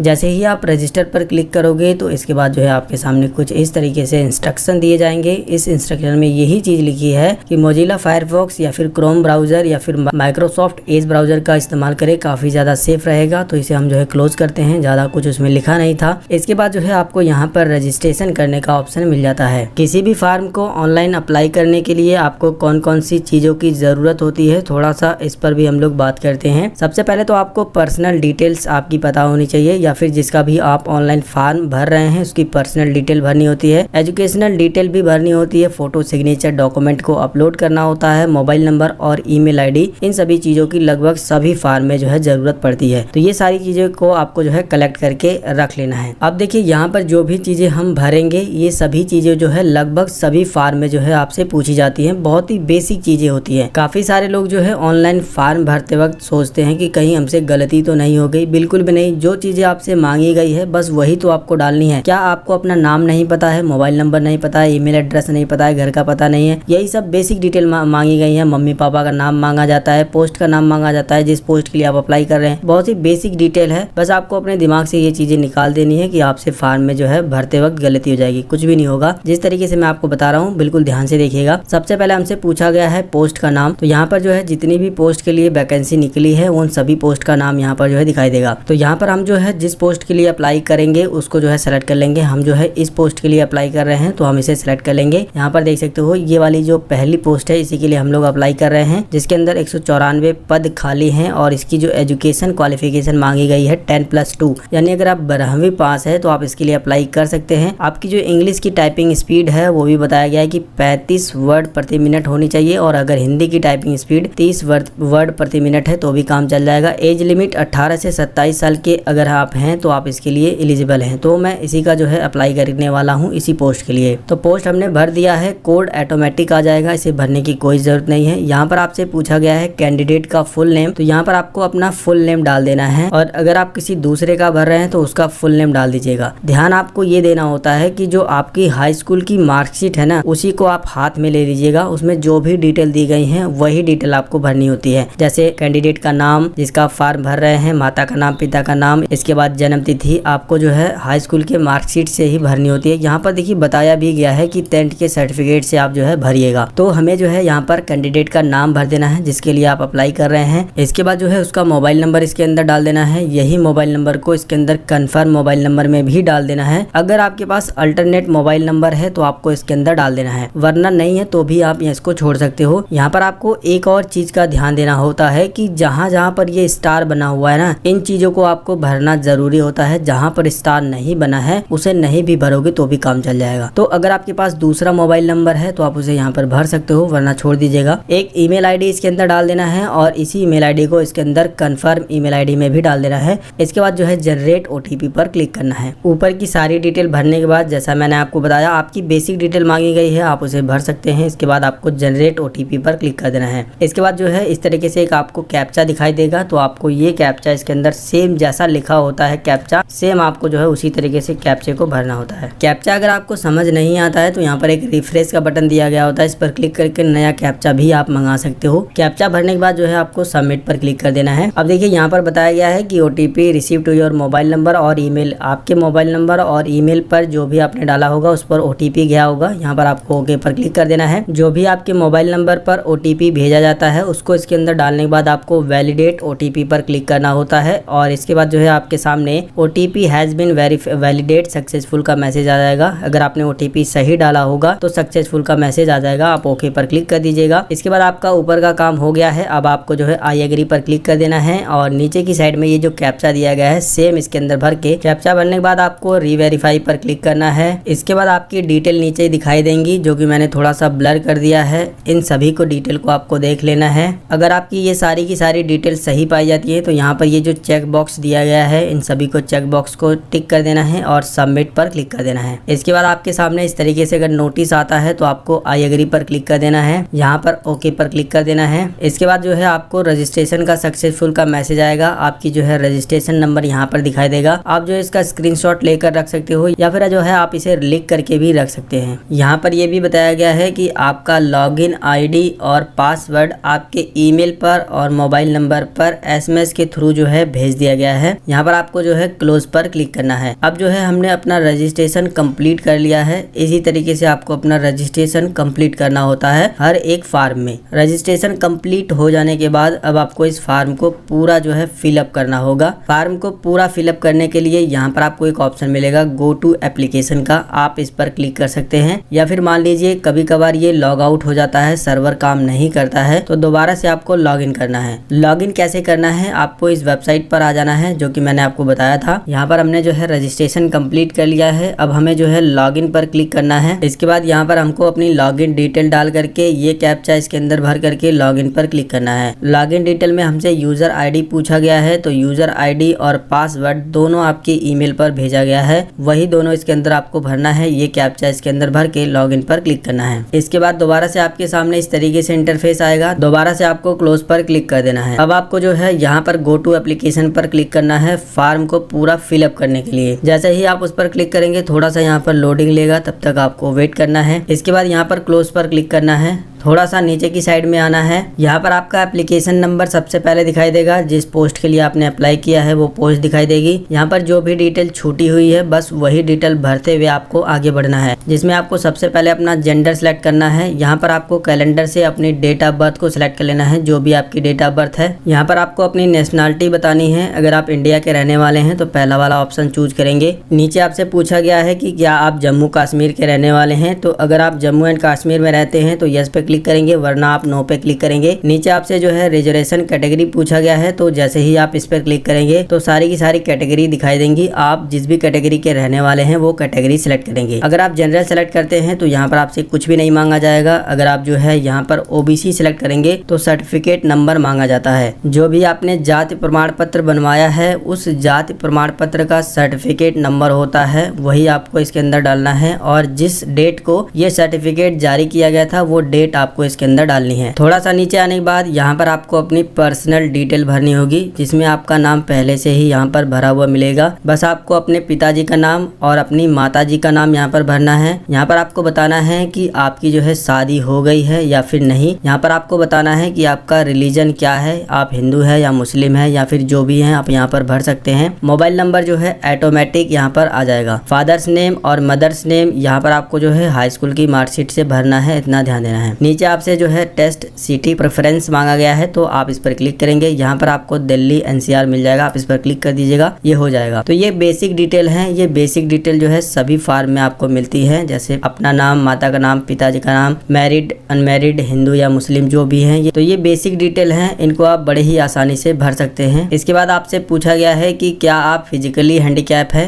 अगर हाँ तो यस पर क्लिक करेंगे, वरना नो पर क्लिक करेंगे। अगर आप यस पर क्लिक करेंगे तो यहाँ पर आपको बताना पड़ेगा डिसेबिलिटी टाइप, सब टाइप बताना पड़ेगा, कितना % डिसेबल है, ये सारी चीजें बतानी पड़ेगी। लेकिन अगर आप नहीं है तो आप नो पर क्लिक करेंगे। नीचे आपसे पूछा गया है कि क्या आप एक्स सर्विस मैन है, तो अगर हाँ तो यस पे क्लिक करेंगे, वरना आप नो पर क्लिक करेंगे। नीचे आपसे पूछा गया है कि क्या आपने सेंट्रल गवर्नमेंट में कभी काम किया है या फिर जो है DDA एम्प्लॉयज हैं, तो अगर आपने काम किया है तो आप इसको टिक करेंगे, वरना आप जो है नन ऑफ दिस पर क्लिक करेंगे और इसके बाद जो है सेव एंड नेक्स्ट पर क्लिक करेंगे। इसके बाद जो है आपका डेटा इस तरीके से सेव हो जाएगा। यहाँ पर आप ओके पर क्लिक करेंगे। अब आपको जो है अपना एड्रेस भरना होगा। इसके अंदर जो है आपको अपना कंप्लीट एड्रेस भर देना है। जो भी आपका एड्रेस है पूरा आप इसके अंदर एड्रेस भरेंगे। और अगर आपका जो है ये ऊपर वाला एड्रेस और परमानेंट एड्रेस दोनों सेम है तो आप यस पर क्लिक करेंगे। ऊपर वाला एड्रेस जो है नीचे ऑटोमेटिक जो है फिल हो जाएगा। इसके बाद जो है आप दोबारा से सेव एंड नेक्स्ट पर क्लिक करेंगे। इसके बाद ये भी डेटा आपका जो है सेव हो जाएगा, आप इस पर क्लिक करेंगे। अब आपको जो है अपनी क्वालिफिकेशन डिटेल भरनी होगी, जिसमें आपको जो है सबसे पहले कक्षा 10 की डिटेल भरनी होगी। आपको जो है नेम ऑफ द बोर्ड, जिस भी बोर्ड से आपने पास किया है वो बोर्ड इसके अंदर भरना है। अगर आपने जो है यूपी बोर्ड से पास किया है, यूपी बोर्ड भरेंगे। बिहार से पास किया है, जिस भी बोर्ड से पास किया आपने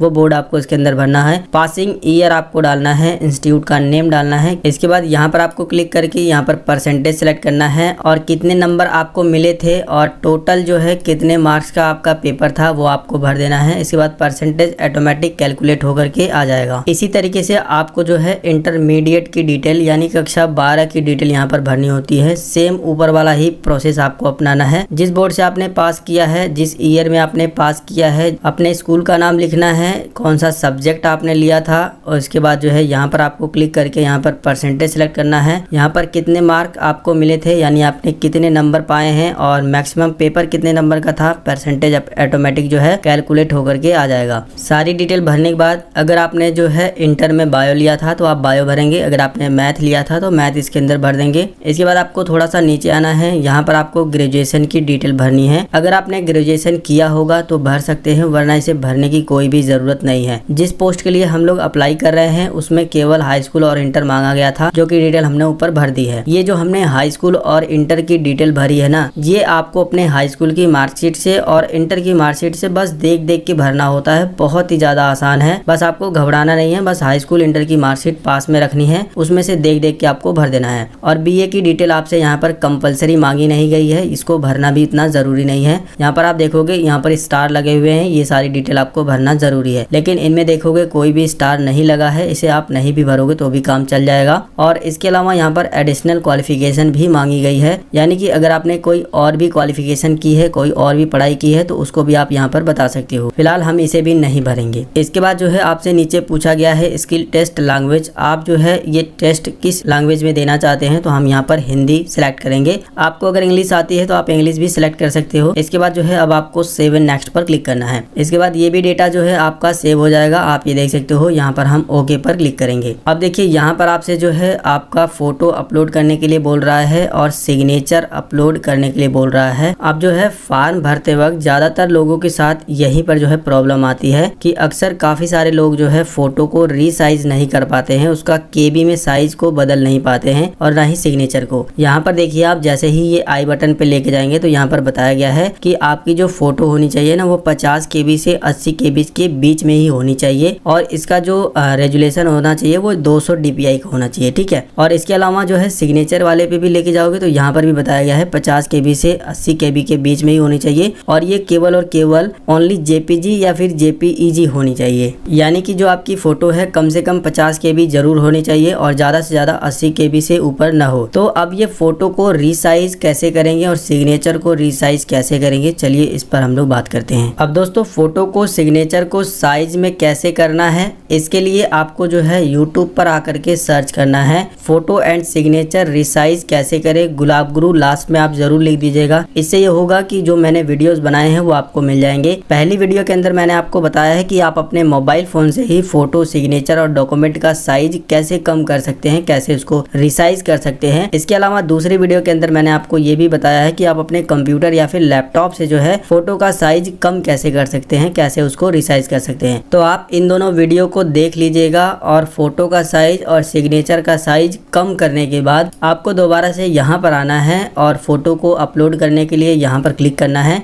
और यहाँ से जो है आपको यहाँ पर फोटो को सिलेक्ट करना है। हम इस पर क्लिक करेंगे, जहाँ पर भी आपने फोटो रखी है फोटो को सिलेक्ट करेंगे, ओपन पर क्लिक करेंगे, फोटो यहाँ पर अपलोड हो जाएगी सक्सेसफुल, जैसा कि आप देख सकते हो। इसके बाद यहाँ पर क्लोज पर क्लिक करेंगे, फोटो आपकी अपलोड हो गई है। इसी तरीके से आपको जो है सिग्नेचर भी अपलोड करना है, आपको इस पर क्लिक करना है, यहाँ पर क्लिक करके सिग्नेचर सेलेक्ट करना है। सिग्नेचर सेलेक्ट करने के बाद ओपन पर क्लिक करना है, सिग्नेचर भी यहाँ पर अपलोड हो जाएगा, क्लोज पर क्लिक करना है। यहाँ पर देखिए फोटो और सिग्नेचर दोनों चीजें यहाँ पर अपलोड हो गई हैं। आप चाहो तो यहाँ पर जो है व्यू पर क्लिक करके फोटो और सिग्नेचर को भी देख सकते हो कि आपने कौन सा फोटो और सिग्नेचर अपलोड किया है। इसके बाद आपको थोड़ा सा नीचे आना है, डिक्लेरेशन में आपको इन सभी पे टिक लगा देना है। जो ये है टिक सभी पे लगाइएगा। नीचे आने के बाद ये जो कैप्चा दिया है सेम इसके अंदर भरने के बाद आपको जो है सबमिट पर क्लिक करना है। आप चाहो तो प्रीव्यू पर भी क्लिक करके अपनी सारी डिटेल को देख सकते हो। मैं यहाँ पर कहूँगा कि आप एक बार प्रीव्यू पर क्लिक करके जरूर अपनी सारी डिटेल को देख लीजिएगा, कहीं पर मिस्टेक तो नहीं है। मैंने यहाँ पर सारी डिटेल को बिल्कुल सही तरीके से भरा है, इसलिए मैं जो है प्रीव्यू पर क्लिक नहीं करने वाला हूँ। लेकिन जब भी आप ऑनलाइन फॉर्म भरें तो एक बार प्रीव्यू पर क्लिक करके जरूर देख लें कि आपने जो डिटेल भरी है वो डिटेल बिल्कुल सही है या फिर कहीं पर मिस्टेक हो गया है। और कहीं पर अगर मिस्टेक भी हो जाता है तो वहां पर एडिट करने का ऑप्शन मिल जाता है आपको, आप दोबारा से उस डिटेल को एडिट भी कर सकते हो। ये कैप्चा भरने के बाद जो है आपको सबमिट पर क्लिक करना है। इसके बाद जो है इस तरीके से कुछ इंस्ट्रक्शन आएगा, यहाँ पर आपको जो है आई एग्री पर क्लिक कर देना है। इसके बाद आप देखोगे कि आपको इस तरीके से एक नोटिस मिलेगा जिसमें लिखा होगा your application form has been submitted successful. आपको इसे क्लोज पर क्लिक कर देना है। आपकी सारी की सारी डिटेल यहाँ पर दिखाई देंगी, जो कि मैंने थोड़ा सा ब्लर कर दिया है, आप दोबारा से इसे जो है देख सकते हो। दोस्तों हमने फॉर्म तो कंप्लीट भर दिया है, लेकिन एक चीज को आपने नोटिस किया होगा कि यहाँ पर पेमेंट करने के लिए आपको कोई भी ऑप्शन नहीं मिला होगा। ऐसा इसलिए हुआ है क्योंकि हमने वो फॉर्म भरा है जिसमें 0 पेमेंट था, यानी पैसा नहीं लग रहा था। अगर आप कोई ऐसा फॉर्म भरते हैं जिसमें फीस लगती है तो बस छोटा सा और आपको काम कर देना है कि फीस का पेमेंट कर देना है। फीस का पेमेंट करना भी काफी ज्यादा आसान है। आप अपने फोन पे, गूगल पे, पेटीएम से भी पेमेंट कर सकते हैं। इसके अलावा अगर आपके पास ATM कार्ड है तो आप ATM कार्ड के थ्रू भी पेमेंट कर सकते हैं। इसके बाद जो है आपका फॉर्म सक्सेसफुल जो है सबमिट हो जाएगा। अब जो है यहाँ पर आपको एक ऑप्शन मिलता है प्रिंट का, आप इस पर क्लिक करके अपने इस फॉर्म को प्रिंट करके रख सकते हो और अगर आपने दूसरे का ऑनलाइन किया है तो आप इसे प्रिंट करके उसे दे सकते हो। तो दोस्तों जिस तरीके से मैंने आपको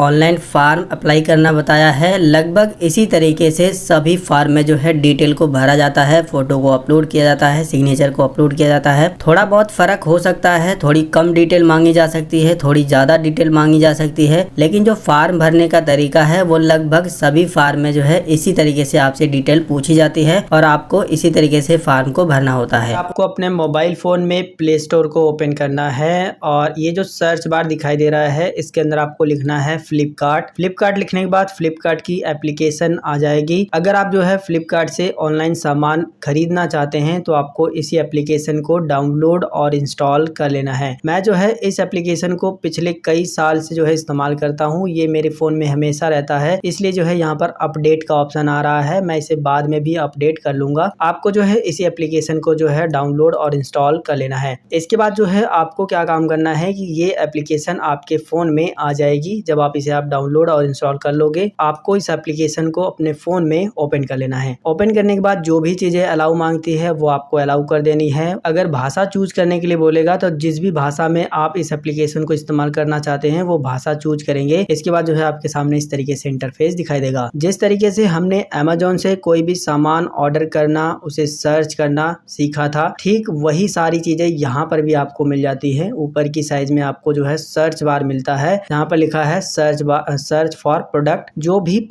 जो भी सामान आप खरीदना चाहते हैं वही आपको यहाँ पर लिख करके सर्च करना होता है। या फिर आप चाहो तो ये जो माइक का ऑप्शन है इस पर क्लिक करके सीधा बोल कर भी सामान को मंगा सकते हो। इसके अलावा अगर आपके पास कोई सामान का फोटो है तो ये कैमरे वाले पर क्लिक करके उसको अपलोड भी कर सकते हो और डायरेक्ट फोटो भी खींच करके यहाँ पर अपलोड कर दोगे तो वो सामान आपके सामने आ जाएगा। तो अगर आपने जो है अमेज़न से शॉपिंग कैसे करते हैं वो वाला वीडियो देखा होगा तो आपको प्रोडक्ट को सर्च करने में कोई भी दिक्कत नहीं आने वाली है। फिर भी मैं आपको बता देता हूँ कि अगर आपको जो भी प्रोडक्ट को सर्च करना है इस पर आपको क्लिक करना है और इसमें आपको जो है लिखना है। जैसे मैं अगर DSLR मंगाना चाहता हूँ तो मैं DSLR टाइप करके सर्च कर दूंगा, यहाँ पर DSLR आ जाएगा। हम उस पर क्लिक करके सर्च कर देंगे तो हमारे सामने काफी सारे जो है DSLR जो है आ जाएंगे। अब इनमें से जिस भी DSLR को हम खरीदना चाहते हैं उस पर क्लिक करेंगे। यहाँ पर देखिए रेटिंग भी काफी अच्छी खासी इन DSLR को मिली है और काफी अच्छे खासे लोगों ने इसे रेट भी किया है। तो मान लीजिए कि अगर हमें ये वाला DSLR खरीदना है तो हम इस पर क्लिक करेंगे और क्लिक करने के बाद जो है इसकी जो है फोटो भी यहाँ पर दिखाई देगी। आप इस तरह से स्क्रॉल करने के बाद इसकी फोटो भी देख सकते हो कि ये DSLR देखने में कैसा लगेगा। इसके अलावा यहाँ पर बताया गया है कि अगर आप इसे EMI पर खरीदना चाहते हैं तो 1542 रुपए आपकी EMI बनेगी। इसके अलावा थोड़ा सा नीचे आएंगे तो आपको बताया जाएगा कि ये जो है फ्री डिलीवरी है या फिर इसका चार्ज लिया जाएगा। जैसा कि आप देख सकते हो ये जो है फ्री डिलीवरी है, इसका पैसा नहीं लिया जाएगा डिलीवरी का। और ये जो है 1 अगस्त ट्यूसडे को मेरे पास आ जाएगा अगर मैं आज इसे जो है ऑर्डर कर देता हूँ तो। इसके बाद जो है थोड़ा सा नीचे की साइड में आओगे तो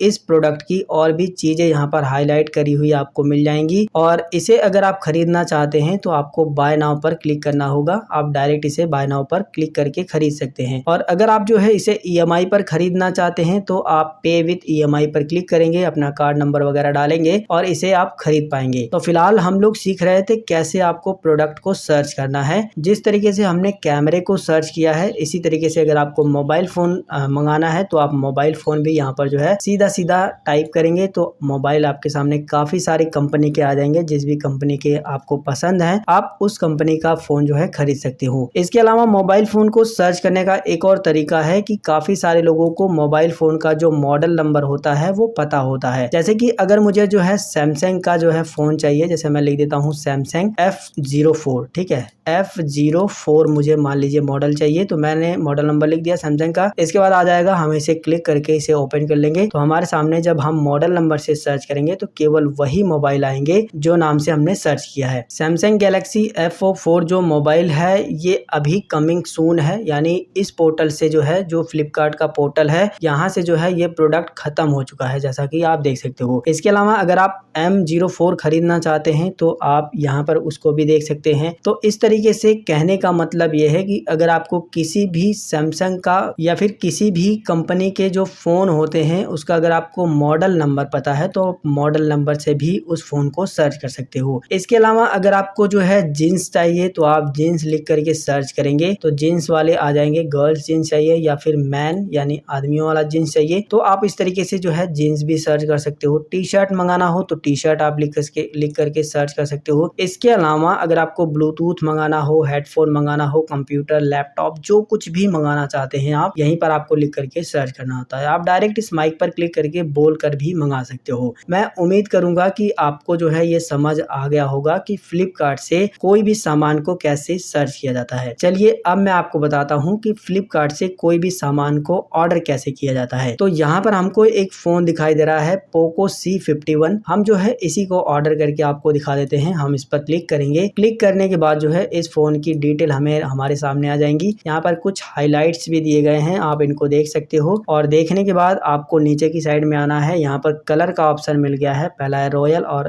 पहला है पावर, दूसरा है रॉयल। तो जो भी कलर आपको पसंद है आप उस पर क्लिक करके कलर भी चेंज कर सकते हो। इसके अलावा आपको यहाँ पर EMI का भी ऑप्शन मिल जाएगा कि अगर आप इस फोन को EMI पर खरीदना चाहते हो तो कितना पैसा आपको पर मंथ EMI देना होगा। होगा। और इस फोन का जो एक्चुअल प्राइस है वो भी यहाँ पर बताया गया है कि 6,499 रुपए में ये फोन आपको मिल जाएगा। यहाँ पर आप देखोगे पोको C51 जो हम लोग यहाँ पर ऑर्डर कर रहे हैं ये 4GB और 64GB का है, यानी 4GB 64GB इसके अंदर स्टोरेज रहेगा और 6,500 रुपए में ये हमें फोन मिल जाएगा। और नीचे की साइड में बताया गया है कि ये फ्री डिलीवरी होगा, यानी इस फोन को डिलीवर करने के लिए जो है हमें पैसे नहीं देने होंगे। और यहाँ पर ये भी बताया गया है कि 28 जुलाई फ्राइडे को ये फोन जो है हमारे पास डिलीवर हो जाएगा। नीचे की साइड में ये बताया गया है कि 7 डे सर्विस सेंटर रिप्लेसमेंट है। इसके अलावा जो है कैश ऑन डिलीवरी का ऑप्शन जो है अवेलेबल है। तो ये सारी डिटेल आपको यहाँ पर मिल जाती हैं, आप इन्हें आराम से जो है पढ़ सकते हो। कुछ जो है यहाँ पर इस फोन की हाईलाइट्स भी मिल जाएंगे। नीचे की साइड में आप देख सकते हो 5000 mAh की बैटरी है, 6.5 इंच से ऊपर का जो है डिस्प्ले है और 5 MP का फ्रंट कैमरा है और 8 MP का जो है रियर कैमरा है। प्रोसेसर जो है Helio G36 है, ऑक्टा कोर का प्रोसेसर है, काफी अच्छा प्रोसेसर भी है इस प्राइस रेंज में। तो हम जो है इसे ऑर्डर करके आपको जो है दिखाते हैं। हम बाय नाउ पर क्लिक करेंगे। बाय नाउ पर जब आप क्लिक करोगे तो अब जो है यहाँ पर आपसे जो है लॉग इन करने के लिए बोलेगा। तो यहाँ पर आपको वो मोबाइल नंबर डालना है जिस मोबाइल नंबर से आप फ्लिपकार्ट का अकाउंट बनाना चाहते हैं। तो चलिए हम जो है यहाँ पर अपना मोबाइल नंबर डाल करके कंटिन्यू पर क्लिक करेंगे। आपको भी सेम यही काम कर रहा है। इसके बाद आपके फोन पर एक छोटा सा OTP आएगा, उसको आपको वेरीफाई करना है। आप चाहो तो यूज ईमेल ID का इस्तेमाल करके, यानी इस पर क्लिक करके अपने ईमेल ID के थ्रू भी फ्लिपकार्ट का अकाउंट बना सकते हो। फिलहाल हम मोबाइल नंबर से ही बनाएंगे, तो हम इस पर क्लिक करके अपना मोबाइल नंबर डालेंगे। मोबाइल नंबर डालने के बाद अब आपको जो है कंटिन्यू पर क्लिक करना है। जो भी आप मोबाइल नंबर डालेंगे इसी मोबाइल पर 6 डिजिट का OTP आएगा, वो ऑटोमेटिक जो है इसके अंदर फिल हो जाएगा अगर आपने मोबाइल नंबर इसी फोन में डाला होगा तो। इसके बाद देखिए ये इस तरीके से फिल हो जाएगा। अगर दूसरे फोन में होगा तो आपको वेरीफाई करना होगा। इसके बाद दोस्तों अगर आपने फ्लिपकार्ट से पहले कभी सामान मंगाया होगा तो आपका एड्रेस कंप्लीट यहाँ पर आ जाएगा, जो कि मैंने हाइड कर दिया है। लेकिन अगर आपने जो है इससे पहले फ्लिपकार्ट से कोई भी सामान नहीं मंगाया होगा तो यहाँ पर आपको एड्रेस अपना भरना होगा। एड्रेस में क्या भरना होगा चलिए मैं आपको बताता हूँ। एड्रेस में जो है सबसे पहले आपको जो है अपना फुल नेम डाल देना है, जो भी आपका पूरा नाम है आप ऊपर डालेंगे। इसके बाद यहाँ पर आपको अपना फोन नंबर डाल देना है, जो भी आपका मोबाइल नंबर है वो आपको इसके अंदर डालना है। ध्यान आपको ये देना है कि वो मोबाइल नंबर डालिएगा जो हमेशा चालू रहेगा, क्योंकि जो भी सामान आप ऑर्डर कर रहे हैं जब डिलीवरी बॉय आपके पास लेकर आएगा यानी डिलीवर करने के लिए, तो वो जो है इसी फोन नंबर पे कॉल करके आपको बुलाएगा या फिर आपके पास आएगा। ठीक है। इसके बाद जो है यहाँ पर आपको अपना पिन कोड नंबर डाल देना है, जो भी आपका पिन कोड है। वैसे ये जो लिखा हुआ है यूज माई लोकेशन, अगर आप इस पर क्लिक कर दोगे तो आपके लोकेशन के हिसाब से ये सारी चीजें ऑटोमेटिक जो है फिल हो जाएंगी। आपका ग्राम वगैरह पोस्ट वगैरह जो भी होगा आपका एड्रेस, वो सारी चीजें यहाँ पर उठा लेगा। ज्यादा कुछ यहाँ पर ताम झाम नहीं करना है, बस आपको अपना नाम और फोन नंबर सही से डालना है और एड्रेस जो है यूज माई लोकेशन पर क्लिक कर दोगे सारी की सारी जो है एड्रेस आपका फिल हो जाएगा। वैसे आप चाहो तो इस पर क्लिक करके भी आराम से इसे जो है भर सकते हो। भरने के बाद जो है अब आपको यहाँ पर जो है होम पर क्लिक कर देना है, यानी ये जो आपका एड्रेस है वो होम एड्रेस है। और इसके बाद जो है सेव एड्रेस पर क्लिक कर देना है। जब आप जो है अपना एड्रेस डाल दोगे तो आपका एड्रेस जो है यहाँ पर दिखने लगेगा। अब जो है आपने अपना एड्रेस कंप्लीट कर लिया है। अब आपको ऑर्डर समरी कंप्लीट करनी है, जिसमें आपको कुछ नहीं करना है, बस कंटिन्यू पर क्लिक करना है। इसके बाद जो है अब आपको तीसरा प्रोसेस करना है, जो कि है पेमेंट का। हमने एड्रेस डाल दिया है, ऑर्डर समरी भी हमने कंप्लीट कर दी है, अब हमें पेमेंट करना होगा। तो देखिए ऑनलाइन जो भी आप सामान खरीद रहे हैं उसमें आपको पहले जो है पैसा नहीं देना है, इतना आपको ध्यान देना है। हो सकता हो कि कंपनियां आपके साथ फ्रॉड कर दें। ठीक है, बहुत सारे लोगों के साथ ऐसा होता है फ्रॉड वगैरह, तो आपको पहले पैसा नहीं देना है। यहाँ पर देखिए फ्लिपकार्ट में जो है कैश ऑन डिलीवरी का ऑप्शन दिया गया है, जैसा कि आप देख सकते हैं। ठीक है, तो आपको हमेशा जो है कैश ऑन डिलीवरी वाला ही ऑप्शन सेलेक्ट करना है। जब सामान आपके पास आएगा उसको आप देख लीजिएगा आराम से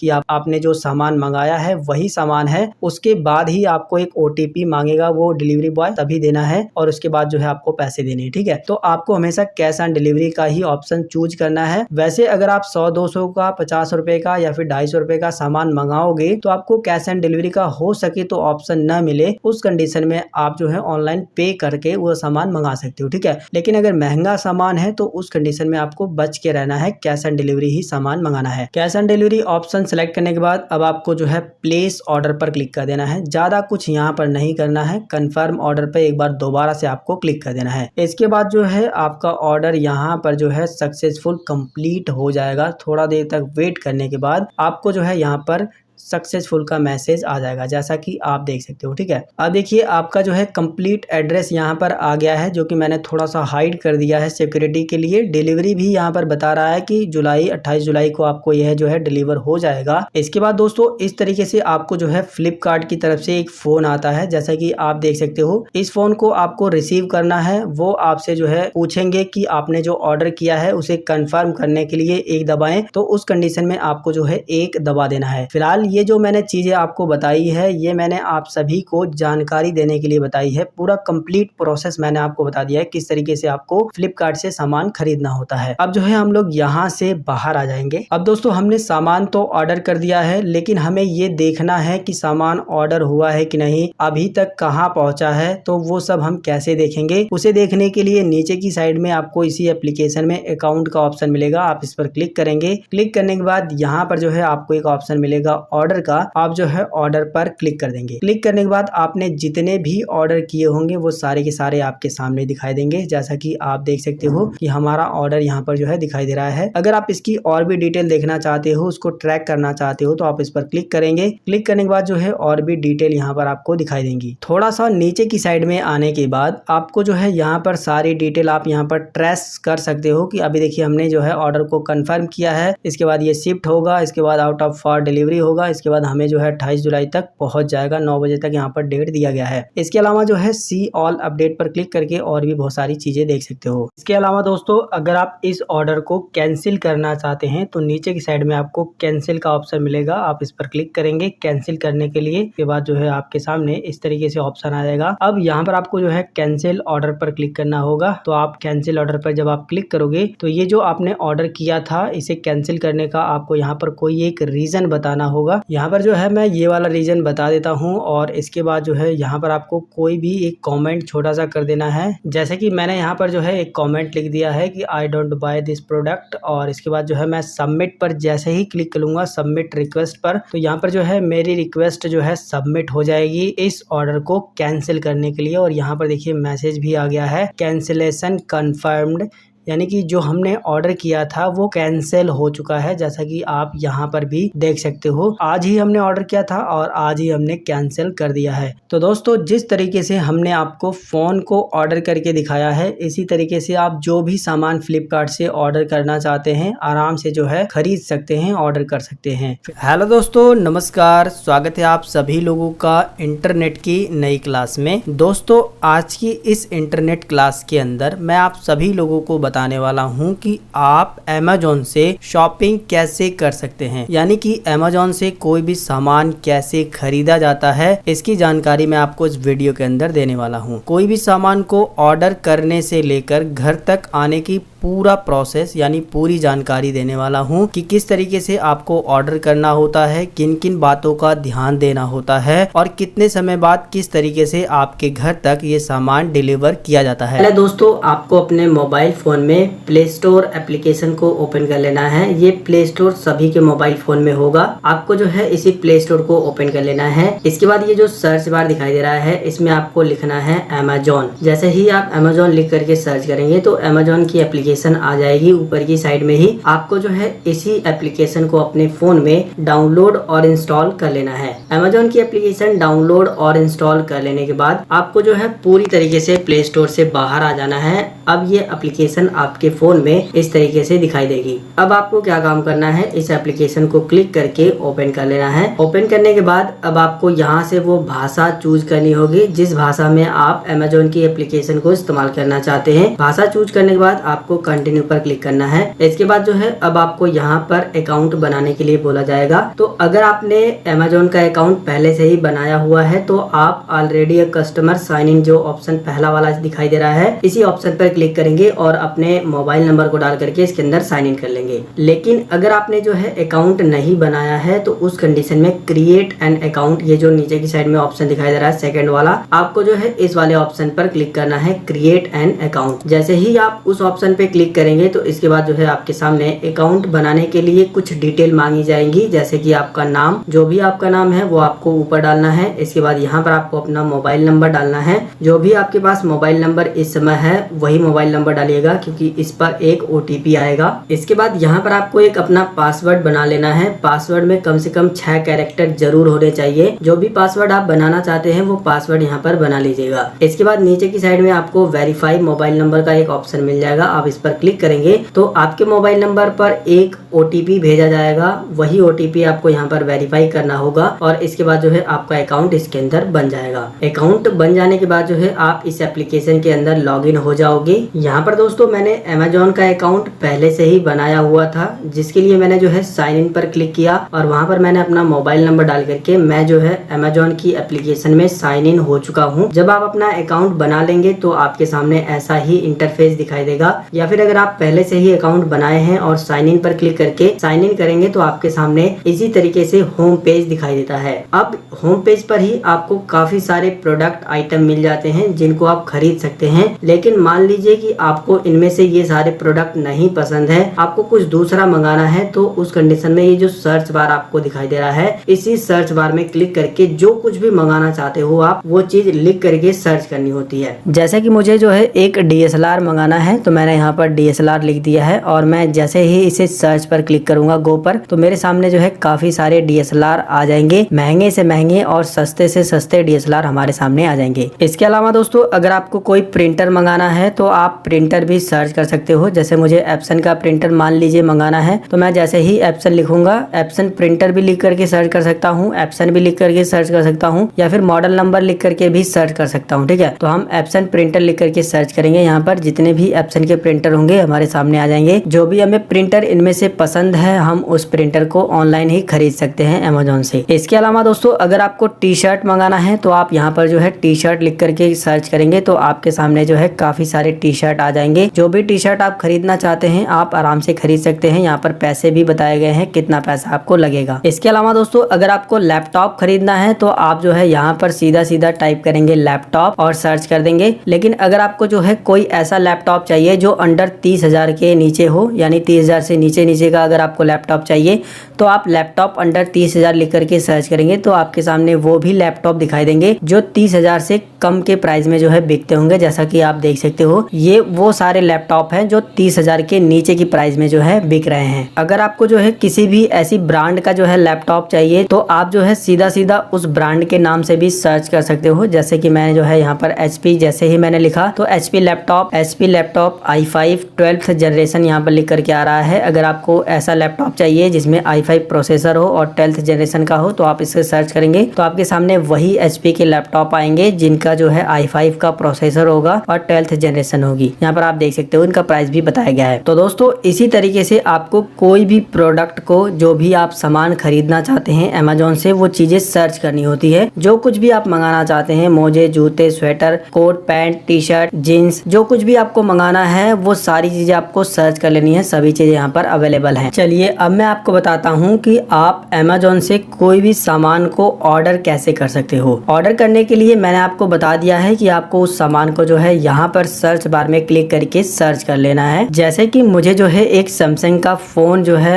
ऑर्डर करना है अमेजोन से, तो मैंने जो है यहाँ पर सैमसंग मोबाइल लिख करके सर्च कर दिया है और नीचे की साइड में जो है काफी सारे सैमसंग के फोन दिखाई दे रहे हैं और इनमें से जो मुझे फोन ऑर्डर करना है वो ये वाला ऑर्डर करना है। 12,999 रुपए का जो मिल रहा है सैमसंग गैलेक्सी M30 नाम का। ठीक है, और इसमें जो 6GB रैम मिलेगा हमको, 128GB इसका जो है इंटरनल स्टोरेज है, 6000 mAh की बैटरी है। अब यहाँ पर आपको एक चीज का ध्यान देना है कि कोई भी मोबाइल खरीदे, प्रिंटर खरीदे या फिर टी-शर्ट खरीदे या फिर जूते, मोजे या फिर कुछ भी आप अमेजोन की वेबसाइट से या फिर एप्लीकेशन से खरीदते हैं तो यहाँ पर आपको एक बार रेटिंग को जरूर जो है चेक कर लेना है। इस फोन को जो है रेटिंग काफी अच्छी खासी मिली है। आप देख सकते हो 4.1 की रेटिंग इस फोन को मिली हुई है। 24,712 लोगों ने इसे जो है रेट किया हुआ है। तो जितनी अच्छी जो है रेटिंग मिली रहेगी उतना ही अच्छा वो प्रोडक्ट होगा। इसे आप थोड़ा सा इस तरीके से समझिएगा कि आप कोई भी सामान अगर खरीद रहे हैं, अगर वो सामान अच्छा नहीं है तो आप उसे रेट नहीं देंगे, उसे बेकार कहेंगे, और वो सामान अगर अच्छा रहेगा तभी आप जो है उसे रेट देंगे। तो यहाँ पर इन लोगों ने इसलिए इसे रेट दिया है क्योंकि ये मोबाइल फोन काफी अच्छा है। इसी तरीके से जो भी आप फोन खरीदेंगे, जो भी प्रिंटर खरीदेंगे, जो भी बुक खरीदेंगे, जो भी सामान आप अमेजोन से खरीदेंगे उसकी आपको रेटिंग एक बार जरूर से चेक कर लेनी है कि रेटिंग अच्छी खासी है और कितने लोगों ने इसे रेट किया है। तो इसके बाद ही आपको उस प्रोडक्ट को, उस आइटम को खरीदना है। तो हम जो है इसे ही खरीदने वाले हैं। हम इसके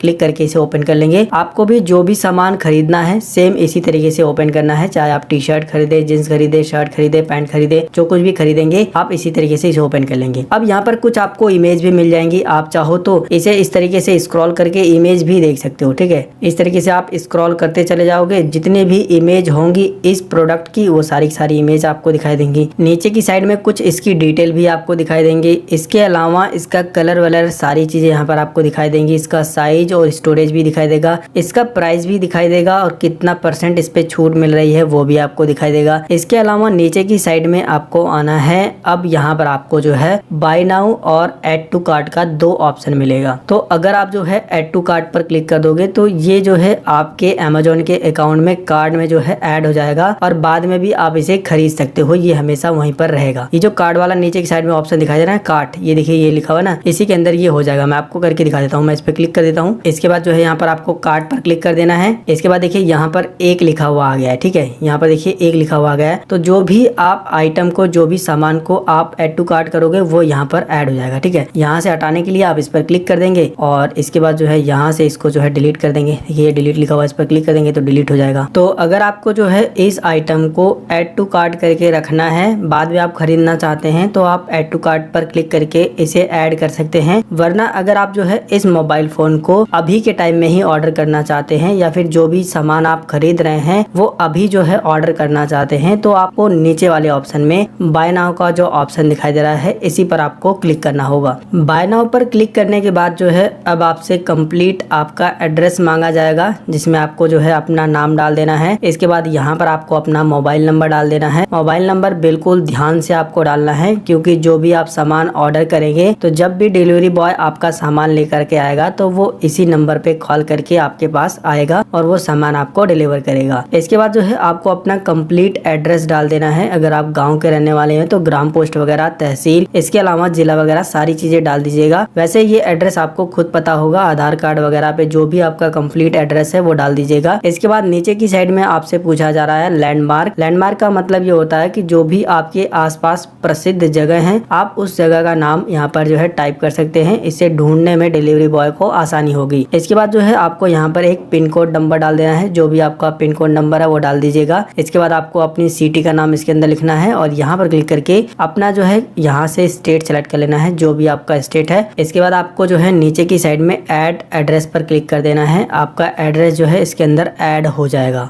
एड्रेस जो है ऐड हो जाने के बाद आपको जो है ऊपर की साइड में आपका एड्रेस दिखने लगेगा। अब आपको दोबारा से जो है बाय नाउ पर क्लिक कर देना है। अब आपके सामने पेमेंट करने का ऑप्शन खुल जाएगा। अब देखिए अमेजोन पे काफी सारे ऐसे प्रोडक्ट बिकते हैं जिनको जो है आपको ऑनलाइन पेमेंट करना होता है और काफी सारे ऐसे आइटम या फिर कहें प्रोडक्ट है जो कि कैश ऑन डिलीवरी होती है, यानी जब प्रोडक्ट आपके पास आएगा तो आपको पैसा देना होता है। तो देख लेते हैं इस प्रोडक्ट में जो है कैश ऑन डिलीवरी का ऑप्शन है कि नहीं। तो आप देखोगे यहाँ पर जो है कैश ऑन डिलीवरी का ऑप्शन जो है डिसेबल है, यानी कि ये जो हम मोबाइल खरीद रहे हैं इसको अगर हमें खरीदना है तो पहले पेमेंट करना होगा। 12,999 रुपए का, यानी लगभग 13,000 रुपए का पूरा मोबाइल है और अगर मुझे इस मोबाइल को खरीदना होगा तो मुझे 13,000 रुपए का पेमेंट करना होगा। ये मोबाइल जो है मुझे खरीदना नहीं है, इसलिए जो है मैं यहाँ पर पेमेंट करने वाला नहीं हूँ। लेकिन जो भी मैंने प्रोसेस आपको बताया है, जो भी मैंने आपको तरीका बताया है, इसी तरीके से आपको कोई भी सामान अमेजोन से ऑर्डर करना होता है, खरीदना होता है। अगर आपको ऑर्डर करना है यानी इसे खरीदना है तो आप यूपीआई के थ्रू भी पेमेंट कर सकते हो। अपना यूपीआई पिन डाल करके पेमेंट कर दीजिएगा। इसके बाद क्रेडिट कार्ड और डेबिट कार्ड, यानी अगर आपके पास एटीएम कार्ड है तो आप डेबिट कार्ड से भी पेमेंट कर सकते हैं। अगर आप इस मोबाइल फोन को ईएमआई पर लेना चाहते हैं तो आप ईएमआई पर सिलेक्ट करेंगे और इसके बाद जो है सिलेक्ट ईएमआई ऑप्शन पर क्लिक करेंगे। अपने कार्ड को यहाँ पर ऐड करेंगे तो आपके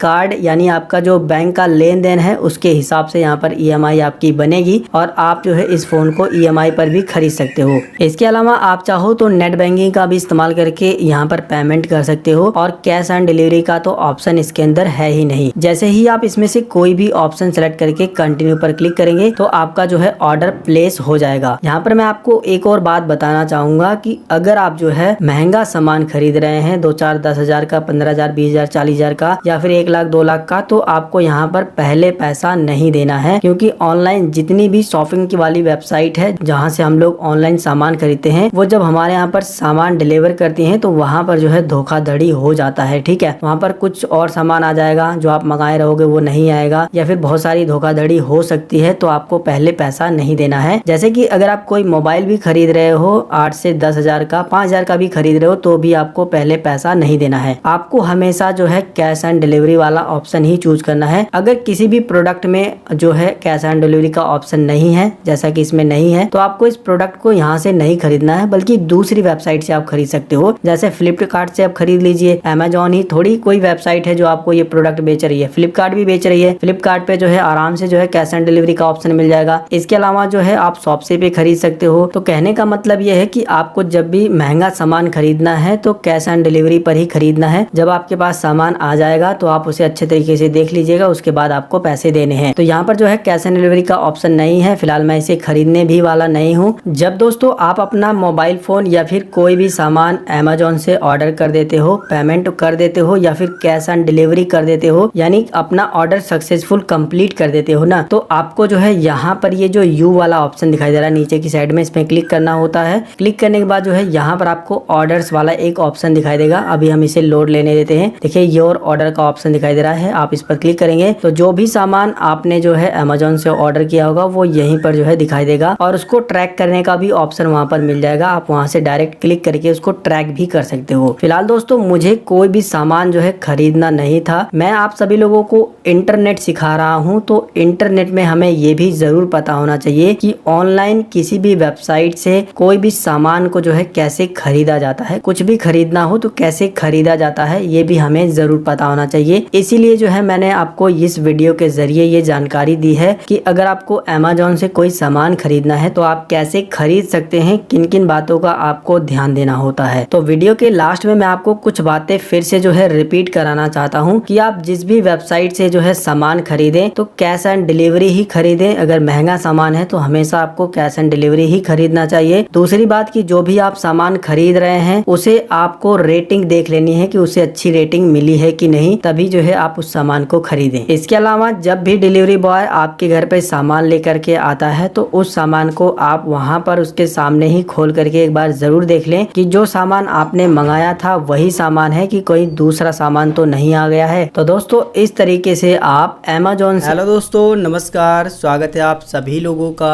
इंटरनेट की नई क्लास में। दोस्तों आज की इस क्लास के अंदर हम लोग गूगल ड्राइव में फोटो, वीडियो या फिर कोई फाइल को या फिर कोई पीडीएफ को कैसे अपलोड करके हमेशा के लिए कैसे सुरक्षित रख सकते हैं। अगर आपको नहीं पता है कि गूगल ड्राइव क्या है तो आपकी जानकारी के लिए बता दें कि यह एक क्लाउड स्टोरेज फाइल होस्टिंग सेवा है जिसको गूगल ने 24 अप्रैल 2012 को लॉन्च किया था। बता दें कि इसमें आप अपनी फोटो, वीडियो, डॉक्यूमेंट, फाइल आदि को सुरक्षित करके रख सकते हैं और जरूरत पड़ने पर कहीं से भी आसानी से इस्तेमाल कर सकते हैं। गूगल की इस सर्विस पर आप अपना अकाउंट बना करके 15 GB तक बिल्कुल फ्री में जो है प्रयोग कर सकते हैं। कहने का मतलब यह है दोस्तों कि गूगल ड्राइव गूगल के द्वारा बनाया गया एक ऐसा स्टोरेज है जहां पर आप अपने important photo, video, document, file को सुरक्षित करके रख सकते हैं और जब भी जरूरत पड़ेगी आप उन्हें आसानी से इस्तेमाल कर सकते हैं।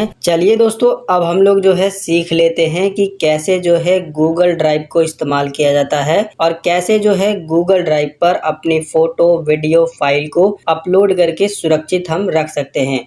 तो देखिए इसके लिए जो है आपके फ़ोन में एक जो है ड्राइव नाम का एप्लीकेशन होगा, जैसे कि आप ये देख सकते हो यही एप्लीकेशन है, इसी को बोलते हैं गूगल ड्राइव। अगर ये एप्लीकेशन आपके फ़ोन में नहीं है तो आपको क्या काम करना है, प्ले स्टोर ओपन कर लेना है और इसके अंदर आपको सर्च करना है गूगल ड्राइव। जैसे ही आप लिख करके सर्च करेंगे एप्लीकेशन आ जाएगी। इसी एप्लीकेशन को जो है आपको अपने फ़ोन में डाउनलोड और इंस्टॉल कर लेना है। जैसे ही आप एप्लीकेशन को डाउनलोड और इंस्टॉल कर लोगे इसके बाद आपके फ़ोन में ड्राइव नाम की एप्लीकेशन आ जाएगी। अब आपको क्या काम करना है, इस गूगल ड्राइव को ओपन कर लेना है। जब आप गूगल ड्राइव को ओपन करोगे तो जो भी आपके फोन में ईमेल आईडी आपने लॉगिन किया होगा उसी ईमेल आईडी से आपका ड्राइव भी जो है लॉगिन हो जाएगा। ध्यान आपको ये देना है कि जो भी वीडियो, जो भी फाइल, फोटो या फिर पीडीएफ जो कुछ भी आप ड्राइव पर अपलोड करोगे वो इसी वाली ईमेल आईडी पर अपलोड होगा, इतना आपको ध्यान देना है। तो अगर आपके फोन में जो है एक से ज्यादा ईमेल आईडी है तो आप जो है इस आइकन पर क्लिक करके दूसरी ईमेल आईडी भी सिलेक्ट कर सकते हो जिस पर आप ये सारे डॉक्यूमेंट को अपलोड करना चाहते हो। और यहाँ पर मैं आपको एक बात बता दूं कि जब आप गूगल ड्राइव पर अपने सारे वीडियो, फोटो या फिर जो भी इंपॉर्टेंट डॉक्यूमेंट है उनको अपलोड कर देते हो तो बस आपको ये ईमेल आईडी जो है याद होनी चाहिए और आप इस ईमेल आईडी का इस्तेमाल करके किसी दूसरे फोन में भी इन सभी डॉक्यूमेंट को इस्तेमाल कर सकते हो। इसके अलावा आप चाहो तो कंप्यूटर या फिर लैपटॉप में भी जो है इस ईमेल आईडी को लॉगिन करके सारे के सारे वीडियो, फोटो, जो भी इंपॉर्टेंट डॉक्यूमेंट आपने रखे हैं उन सभी को आप जो है दोबारा से पा सकते हो, उन्हें इस्तेमाल कर सकते हो। अब देखिए हमें जो है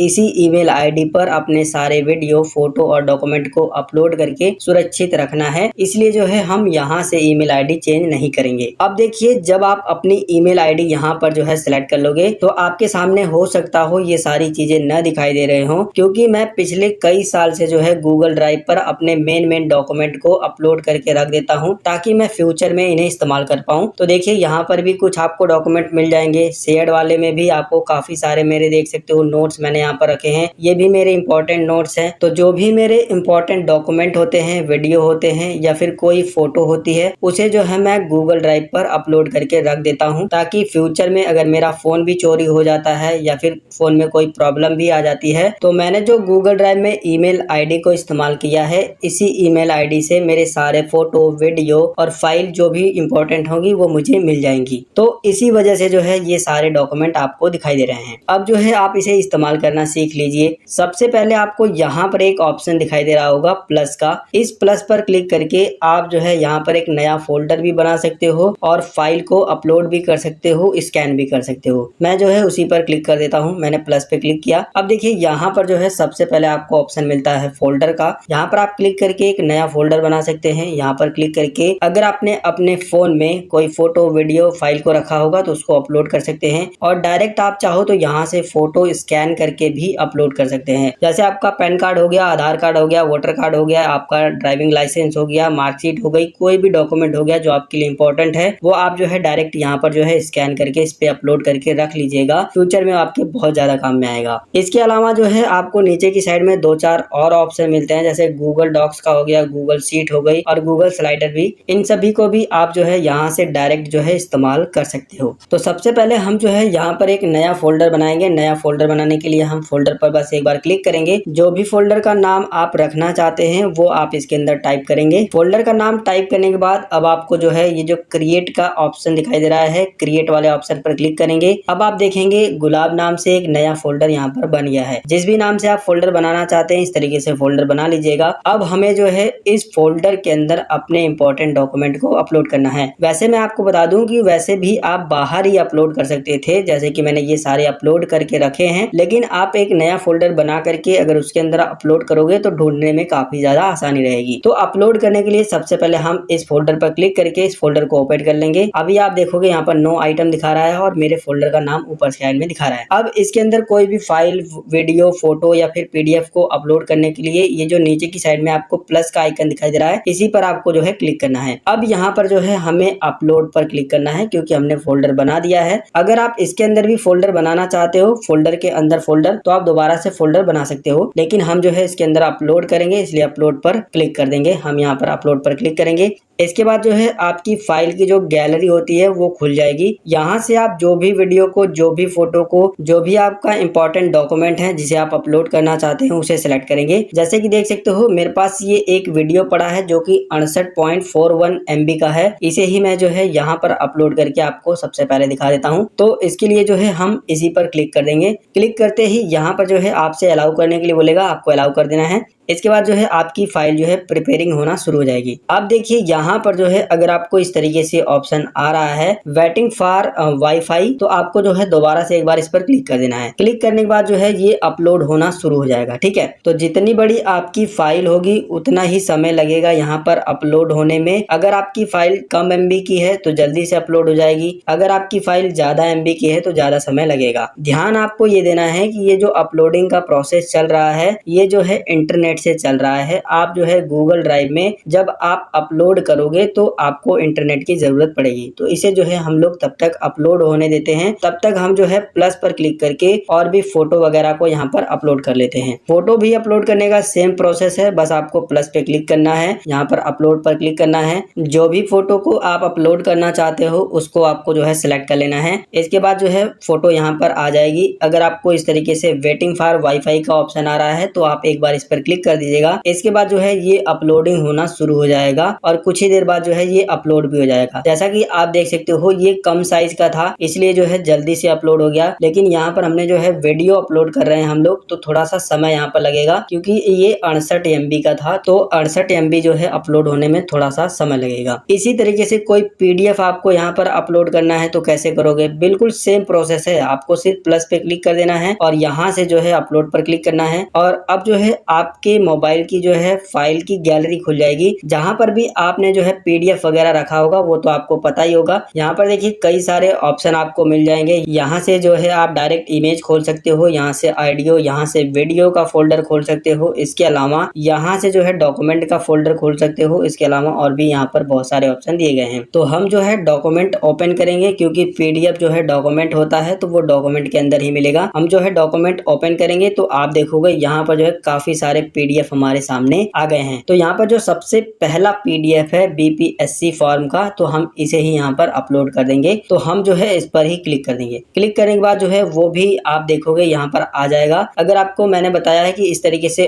प्रॉब्लम आ रही है वाईफाई वाली, तो एक बार आप इस पर क्लिक कर दीजिएगा, ये अपलोडिंग स्टार्ट हो जाएगा। अब आप यहाँ पर देखोगे कि हमने जो वीडियो भी अपलोड किया था वो भी यहाँ पर अपलोड हो गया है, जैसा कि आप देख सकते हो, और फॉर्म भी यहाँ पर अपलोड हो गया है, BPSC वाला जो अभी हमने फॉर्म अपलोड किया है। अगर हम और भी कोई डॉक्यूमेंट अपलोड करना चाहें तो दोबारा से प्लस पे क्लिक करके अपलोड कर सकते हैं, ठीक है। इसके अलावा दोस्तों अगर आप इन फोटो, वीडियो या फिर फाइल को डिलीट करना चाहो तो कैसे डिलीट करोगे, या फिर आप इन्हें डाउनलोड करना चाहो तो कैसे डाउनलोड करोगे, या फिर इन्हें किसी दोस्तों के साथ शेयर करना चाहते हो व्हाट्सएप पर तो कैसे शेयर करोगे, चलिए ये सब भी जानकारी मैं आपको बता देता हूँ। तो इसके लिए जिस भी फाइल, फोल्डर या फिर फोटो को आप जो है भेजना चाहते हैं या डिलीट करना चाहते हैं, वहीं पर आपको जो है 3 बिंदी का सिंबल आपको मिल जाएगा। तो इसके लिए आपको जो है इसी 3 बिंदी पर क्लिक करना है। इसके बाद जो है आपके सामने ढेर सारे ऑप्शन आएंगे। यहाँ पर जो है जो भी आपके लिए इम्पोर्टेंट ऑप्शन है उन सभी के बारे में मैं आपको बताऊंगा। सबसे पहला ऑप्शन है शेयर का। यहाँ पर क्लिक करके आप दूसरों के साथ भी इस फाइल को शेयर कर सकते हो। इसके बाद जो अगला ऑप्शन है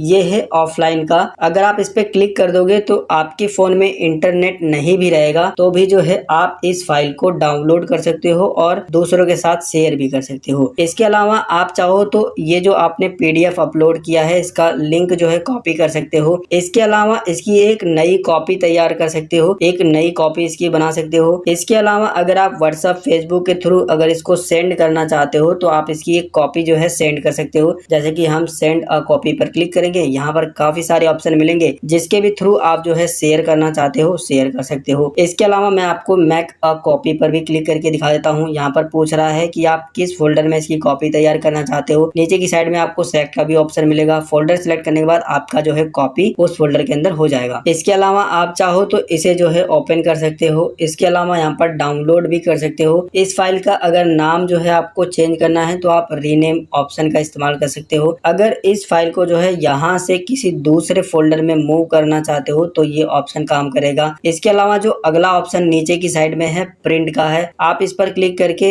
इस फाइल को यहीं से जो है डायरेक्ट प्रिंट भी कर सकते हो। इसके अलावा जो है इस फाइल का PDF जो है आप अपने मोबाइल के होम स्क्रीन पर ही बना सकते हो। इसके अलावा अगर आप इस फाइल को डिलीट करना चाहते हो तो यहाँ पर आपको रिमूव का ऑप्शन मिलेगा। आपको जो है डिलीट करने के लिए आपको रिमूव पर क्लिक करना है। इसके बाद आपसे पूछेगा मूव टू थ्राश, तो आपको जो है मूव टू थ्राश पर क्लिक कर देना है। इसके बाद आप देखोगे वो जो हमारा PDF था यहाँ से जो है डिलीट हो गया है। ये जो दोस्तों सारे ऑप्शन मैंने आपको दिखाए हैं ये लगभग जो है सभी में मिल जाएंगे और आप जो है सभी वीडियो के अंदर, फाइल के अंदर, फोटो के अंदर इन सभी ऑप्शन को इस्तेमाल कर सकते हो, जो भी ऑप्शन मैंने आपको बताए हैं। इसके अलावा दोस्तों ऊपर की साइड में आपको ये जो 3 लाइन दिखाई दे रहा है, इस पर क्लिक करके आप ये देख सकते हो कि आपने अपने गूगल ड्राइव में कितना जो है स्टोरेज भर दिया है। अभी आप देखोगे आपको जो है 15 GB तक बिल्कुल फ्री में मिलता है, जिसमें मैंने जो है 367 MB तक ही अभी भरा है। इसके अलावा और भी बहुत सारी चीजें यहाँ पर आपको मिलती हैं। रिसेंट, जितना अभी आप रिसेंट फाइल अपलोड करोगे वो दिखाई देगा। ऑफलाइन जितने भी फाइल, वीडियो, फोल्डर को आपने ऑफलाइन में डाउनलोड करने के लिए टिक लगाया होगा वो यहाँ पर दिखाई देगा। जो भी आप फाइल, फोटो, वीडियो को डिलीट करोगे वो त्रास में आपको दिखाई देगा। इसके अलावा यहाँ पर एक इम्पोर्टेंट सेटिंग आपको मिल जाएगी। अगर आप जो है ये स्टोरेज को बढ़ाना चाहते हो तो आप सेटिंग पर क्लिक करके यहाँ पर जो है अपग्रेड स्टोरेज पर क्लिक करके इसका स्टोरेज भी बढ़ा सकते हो, लेकिन उसके लिए आपको थोड़े पैसे देने पड़ेंगे। अगर आप इसे फ्री में इस्तेमाल करना चाहते हो तो केवल 15 GB तक इस्तेमाल कर सकते हो, जो कि बहुत ज्यादा होता है अपने आप में। 15 GB भी त्रास के अंदर जो भी आपने फाइल, वीडियो, डॉक्यूमेंट को डिलीट किया होगा गूगल ड्राइव से, वो आपको यहाँ पर मिलेगा। अगर आप उसे दोबारा से रिकवर करना चाहते हैं तो आप रिकवर भी कर सकते हैं। बस आप इस पर क्लिक करेंगे। देखिए यहाँ पर जो है हमने BPSC का फॉर्म डिलीट किया था वो हमको यहाँ पर मिल गया है। हम क्या करेंगे, ये 3 बिंदी जो दिखाई दे रहा है इस पर क्लिक करेंगे। अब देखिए यहाँ पर रिस्टोर का ऑप्शन मिल गया है, डिलीट फॉरएवर का और डिटेल का ऑप्शन मिल गया है। अगर आप इसे यहाँ से भी डिलीट कर दोगे तो फिर आपको ये मिलेगा नहीं। डिलीट करने के लिए आप इस पर क्लिक कर सकते हो, लेकिन अगर आप इसे रिस्टोर करना चाहते हो, दोबारा से वापस पाना चाहते हो, तो आप जो है रिस्टोर पर क्लिक कर दोगे। ये जो है जहाँ से डिलीट हुआ था वहीं पर ये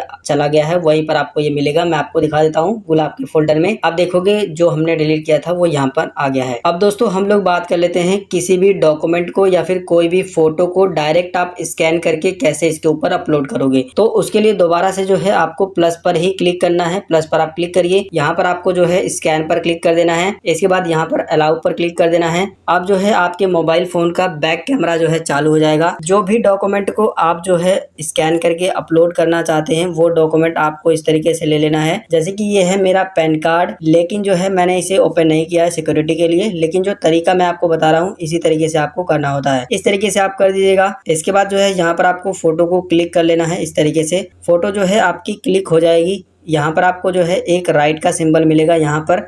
अब आपको जो है राइट पर क्लिक कर देना है और राइट पर क्लिक करते ही आपके सामने जो है ऑटोमेटिक क्रॉप होकर के आपका डॉक्यूमेंट जो है इस तरीके से आ जाएगा। बिल्कुल सही तरीके से क्रॉप भी हो जाएगा। अब जो है आपको नीचे की साइड में जो है सेव का एक बटन मिलेगा। आप जो है सेव के बटन पर क्लिक कर देंगे। सेव के बटन पर क्लिक करते ही वो डॉक्यूमेंट यहाँ पर भी आ जाएगा। अगर आपको वाईफाई की प्रॉब्लम आ रही है तो दोबारा से आप इस पर क्लिक कर देंगे तो जो भी आपने स्कैन किया होगा ना, वो जो है स्कैन डॉक्यूमेंट कुछ ही देर में यहाँ पर जो है अपलोड हो जाएगा। जैसा कि आप देख सकते हो यहाँ पर अपलोड हो गया। ठीक है, ये देखिए ये वाला है। अब जो है अगर आप इसे ओपन करके देखना चाहते हो तो आप इस पर क्लिक कर देंगे। कुछ ही देर बाद ये प्रोसेस होगा और आपके सामने जो है स्कैन किया हुआ डॉक्यूमेंट आ जाएगा, जैसा कि आप देख